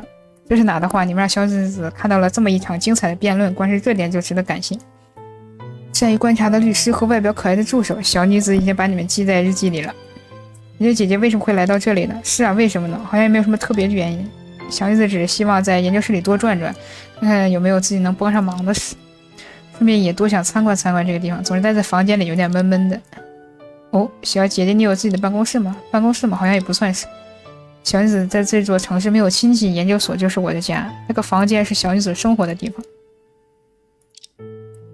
对了，如果两位不嫌弃，欢迎到小女子房间里坐坐。欢迎有个磨面猫回来，去坐坐也好，说不定有些事向你请教。啊，律师姐姐客气了，小女子什么都不懂，还想多向你学习。就在在哪里来着？从平面图上看，应该是2楼最西侧吧。平面图啊，这里吗？哦，这个，对，就是那里。那就请白小姐好好休息。只是一位干饭进入直播欢迎间。胖菊不语，只是一位干饭。晚上好，晚上好，我们有空再去找你。好的，那小女子就先行告退了。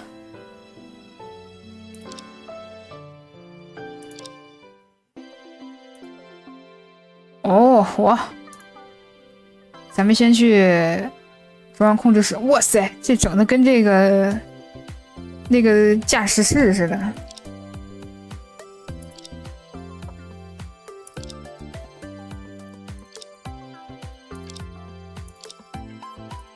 调查，这个奇怪的箱子是什么？我看看，里面有很多操纵杆。太阳骑士进入直播间。欢迎正义的太阳骑士，晚上，里面有很多操纵杆，还有标签写着每个房间的名字。不出意外的话，这个东西应该就是电闸了。感谢永不魔妖赠送的10个人气票。来自永不魔电闸不太明白吗？想讲明白点有点麻烦。总之，如果研究所内发生短路的话，这个总闸就会自动跳闸，防止发生更严重的事故。那个电闸跳掉之后会怎样呢？跳掉之后当然是要优先排除障碍，如果电路没有什么问题，再重新把它们打开好了。案发当天，研究所停过一次电，是乌雅剑下指使蓝妙石把电闸重新打开的。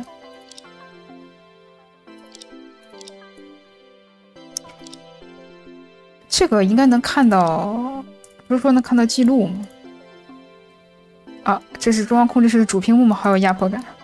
屏幕上写了很多中文呢，这是什么？机器人使用记录查询？难道说这是追踪所有研究所机器人行踪的踪迹系统？哦，这个时候就可以看什么时候进来的了。太好了，说不定我能查到这个004的去向。让我看看啊，调取机器人状态。001已销毁，002已报废，003使用中，004使用中。问号。只有这种程度的情报不是完全用不上吗？我还以为会写出它们分别在哪。算了，既然是使用中，说明它还没有报废吧。这个屏幕下面还有另一个按钮呢，我也按一下试试。哎，我去，这就按呀！哎，这是什么？不要再按完之后才打招呼。哎，这是这个扫地机器人的啊。下午2点自动充电，4点半机器人启动。4点33进入生化实验室开始进行清扫。哦，他把那个门牌也给他换了，所以让机器人和那个当时停电，然后不知道在哪一层，然后他把门牌一换之后，就让机器人和这个所长同时进到了电磁实验室，但他们都以为进到了生化实验室，然后电一开，首先关电的时候就躲过了那个金属探测器，然后电一开，那个磁力墙就直接给他们吸过去了，然后他俩就都挂了。哎，我跟你说，我已经把这个案发过程我已经解明了。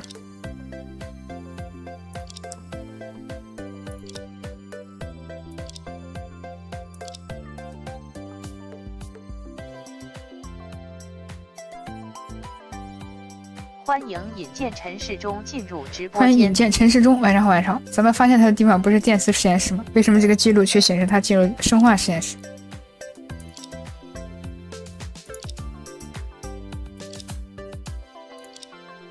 ？OK。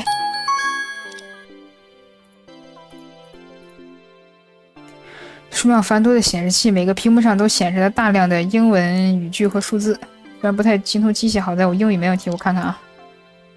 研究所的设备检测记录。OK， 28因局部短路断电，34手动恢复供电。这个时间是虽然只持续6分钟，却刚好涵盖了所长做实验的时间，说明所长走进实验室的时候，研究所是没电的。然后呢，又怎样？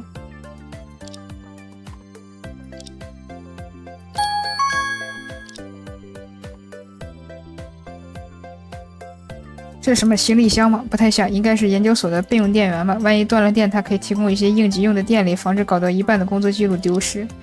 咱们刚才能从电梯里出来，也是多亏了他们吗？可以这么说吧。听上去好厉害的样子，真想搬回去送给爷爷呢。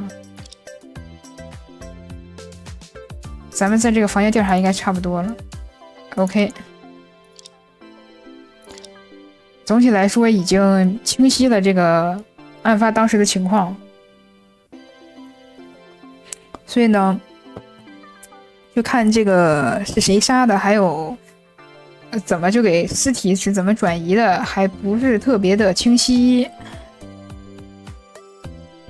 啊。但是肯定跟那个侠客老哥脱不了干系。这侠客小哥，这个嫌疑度很高啊。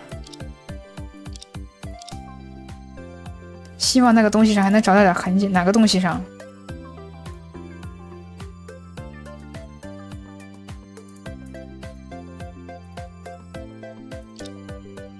走廊里的东西一共就这么几件，我要检查的东西已经在视野里了啊！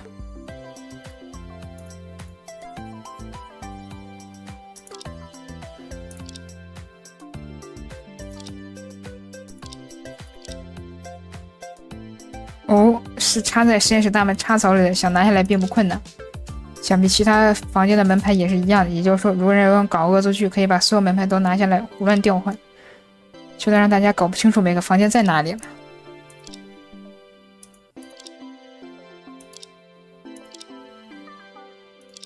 啊，这个事儿就已经是明确的了，但是需要就是谢老板2233进入直播间。谢老板，晚上好，晚上好。只是我们需要一个证据啊，对对对，我们需要证据添加。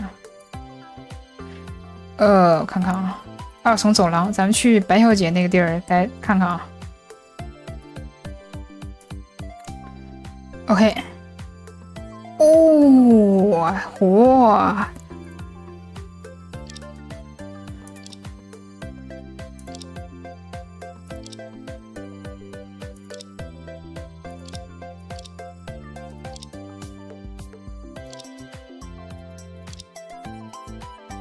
哎，调查调查，看来只有这个房间是特别改装过的，连窗户跟研究所的地方都不一样。为什么不在这里装个齿轮型窗户呢？哦，是按照他失忆前度过的最后一晚模样设计的。如果装那样的窗户的话，大概会立刻穿帮吧。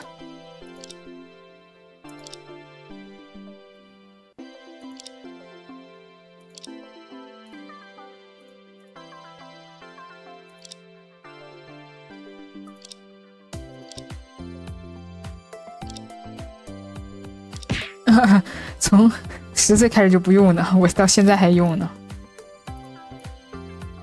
和书桌配套略显小巧的床头柜，上面放着一个相框。哦，这应该是他和他父母的合照吧？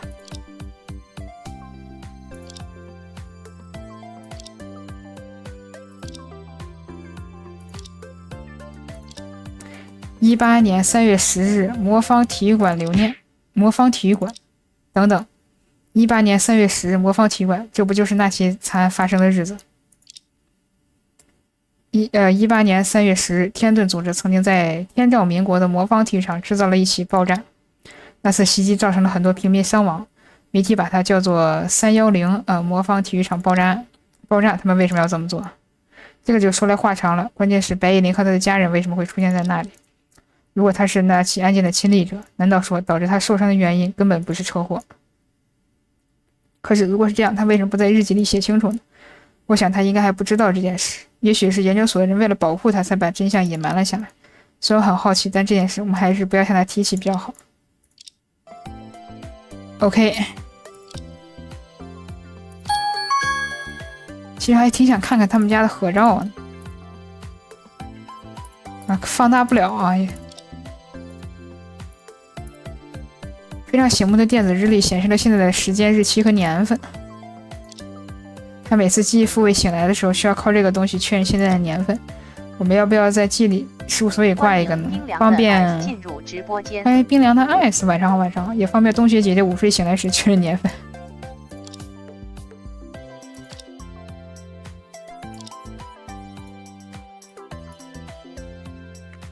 木质表面的书桌和旁边的床头柜同属一套，桌面好整洁呢。红叶还以为会像田哥那样放着很多作业的东西，他都变成这个样子了，应该不需要做作业了吧？收起来桌上这个小盒子是什么东西？这是创可贴的盒子。创可贴是什么？是用来贴在伤口上，帮助受伤的人快速治愈的道具。这个创可贴是什么？似乎已经被用掉一个了。盒子背面还贴了一张账单，是附近超市买的吧？购买时间是11月8号，17点34，这岂不是案发当天？可是我们今天遇到过贴着创可贴的人吗？对，这个创可贴是什么？啊，两位已经到了吗？让你们久等了，真是不好意思。没事没事，该道歉的是我们，没和你打招呼就擅自闯进来。没关系的，研究所里的女孩子很少，小女子很难遇到同龄的小姑娘。上次带这样朋友进来还是在2年前，可惜我没有认真记，都不知道和她聊了些什么。白姐姐，红叶这里有很多好喝的茶，如果你喜欢的也要记下来啊。啊，那当然，谢谢你了。白小姐，你平时就住在这房间里吗？是的，剑客叔叔为了不让小女子在每周记忆复位时受到惊吓，特意把屋子布置成了我以前卧室的样子。那个，既然来了，我有几个问题想问你，可以吗？没准，这个是这样的，这个所长啊不干人事儿，就是可能觉得伤害了，可能做了一些伤害这个白小姐的事情，然后这个剑客看不下去了，就把这个所长给灭了。小女子就当是聊天，当然欢迎。先出示啊，能出示则出示。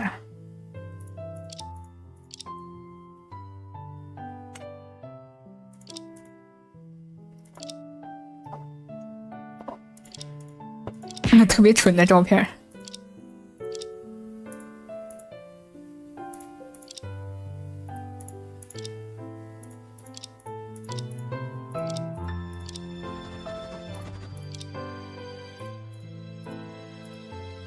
OK，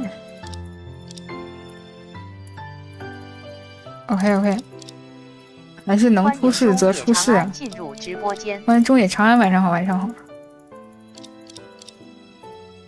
看有没有什么对话啊？其实他这个还是挺简单的，没有就是没有做什么过多的东西，做的全是有用的支线，有用的跟主线有关系的，跟案子有关系，没用的东西他是一点没做。所以你想看点什么比较有意思的东西啊什么的，这儿可能也没有。哦，这是那个日记。为了让我每周都看到一个崭新的本子，他还经常偷偷的把磨损的封面换掉。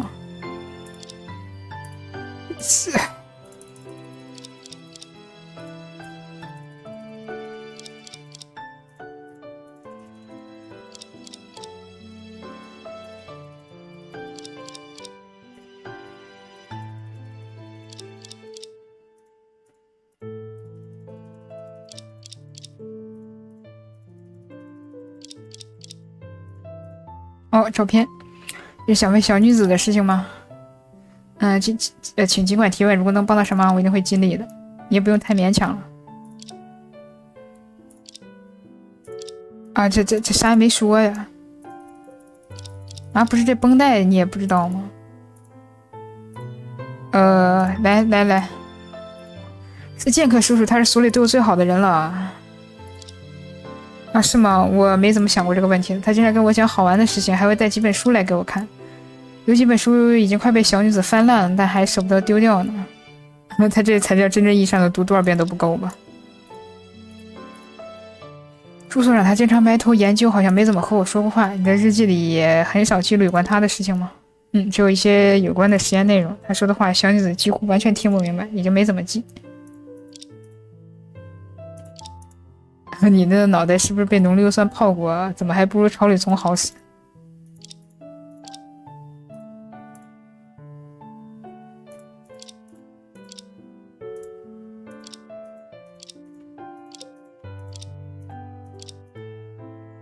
什么机动战士纲领吧？你也是看 EVA 的人。欢迎林龙进入。欢迎林龙回来，这是我的委托人，研究所的实习生蓝藐视啊。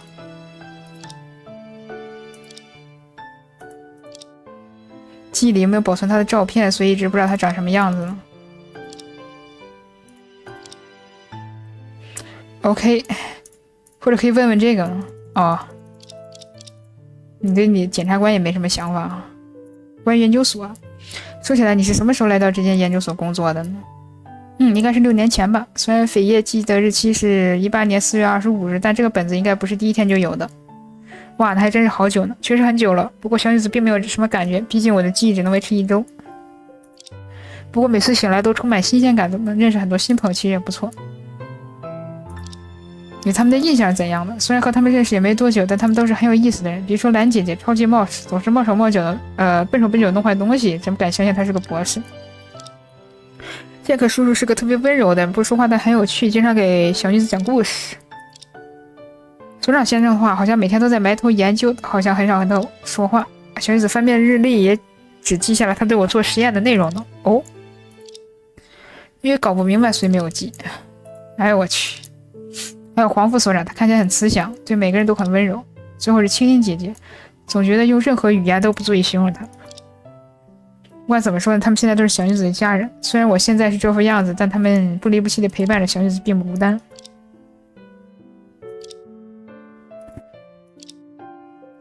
小女子真心希望可以快点把病治好，就不用每周都过这样的日子。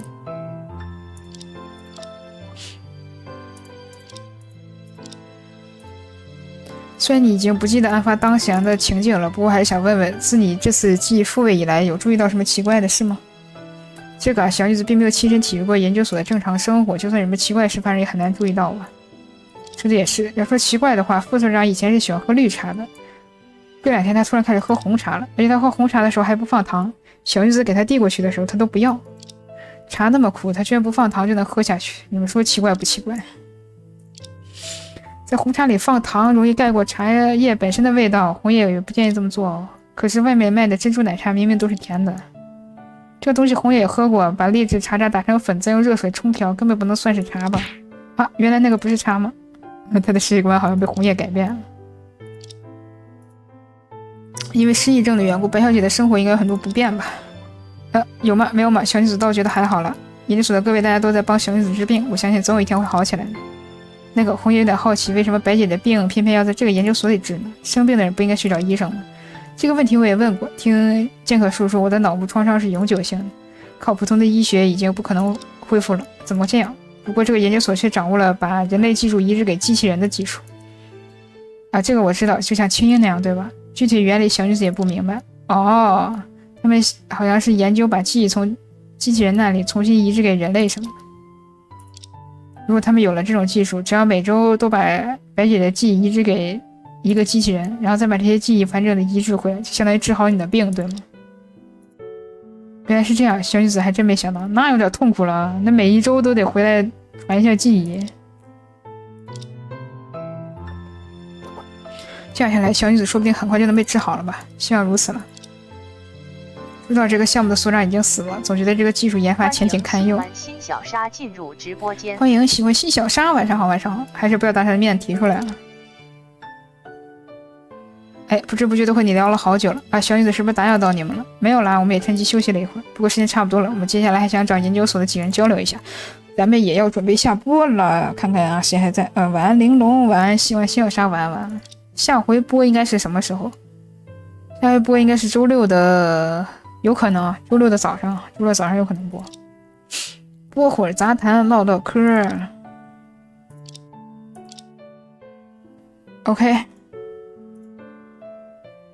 OK， 咱们保存啊，周六早上见，周六早上见，周六早上见，大家拜拜，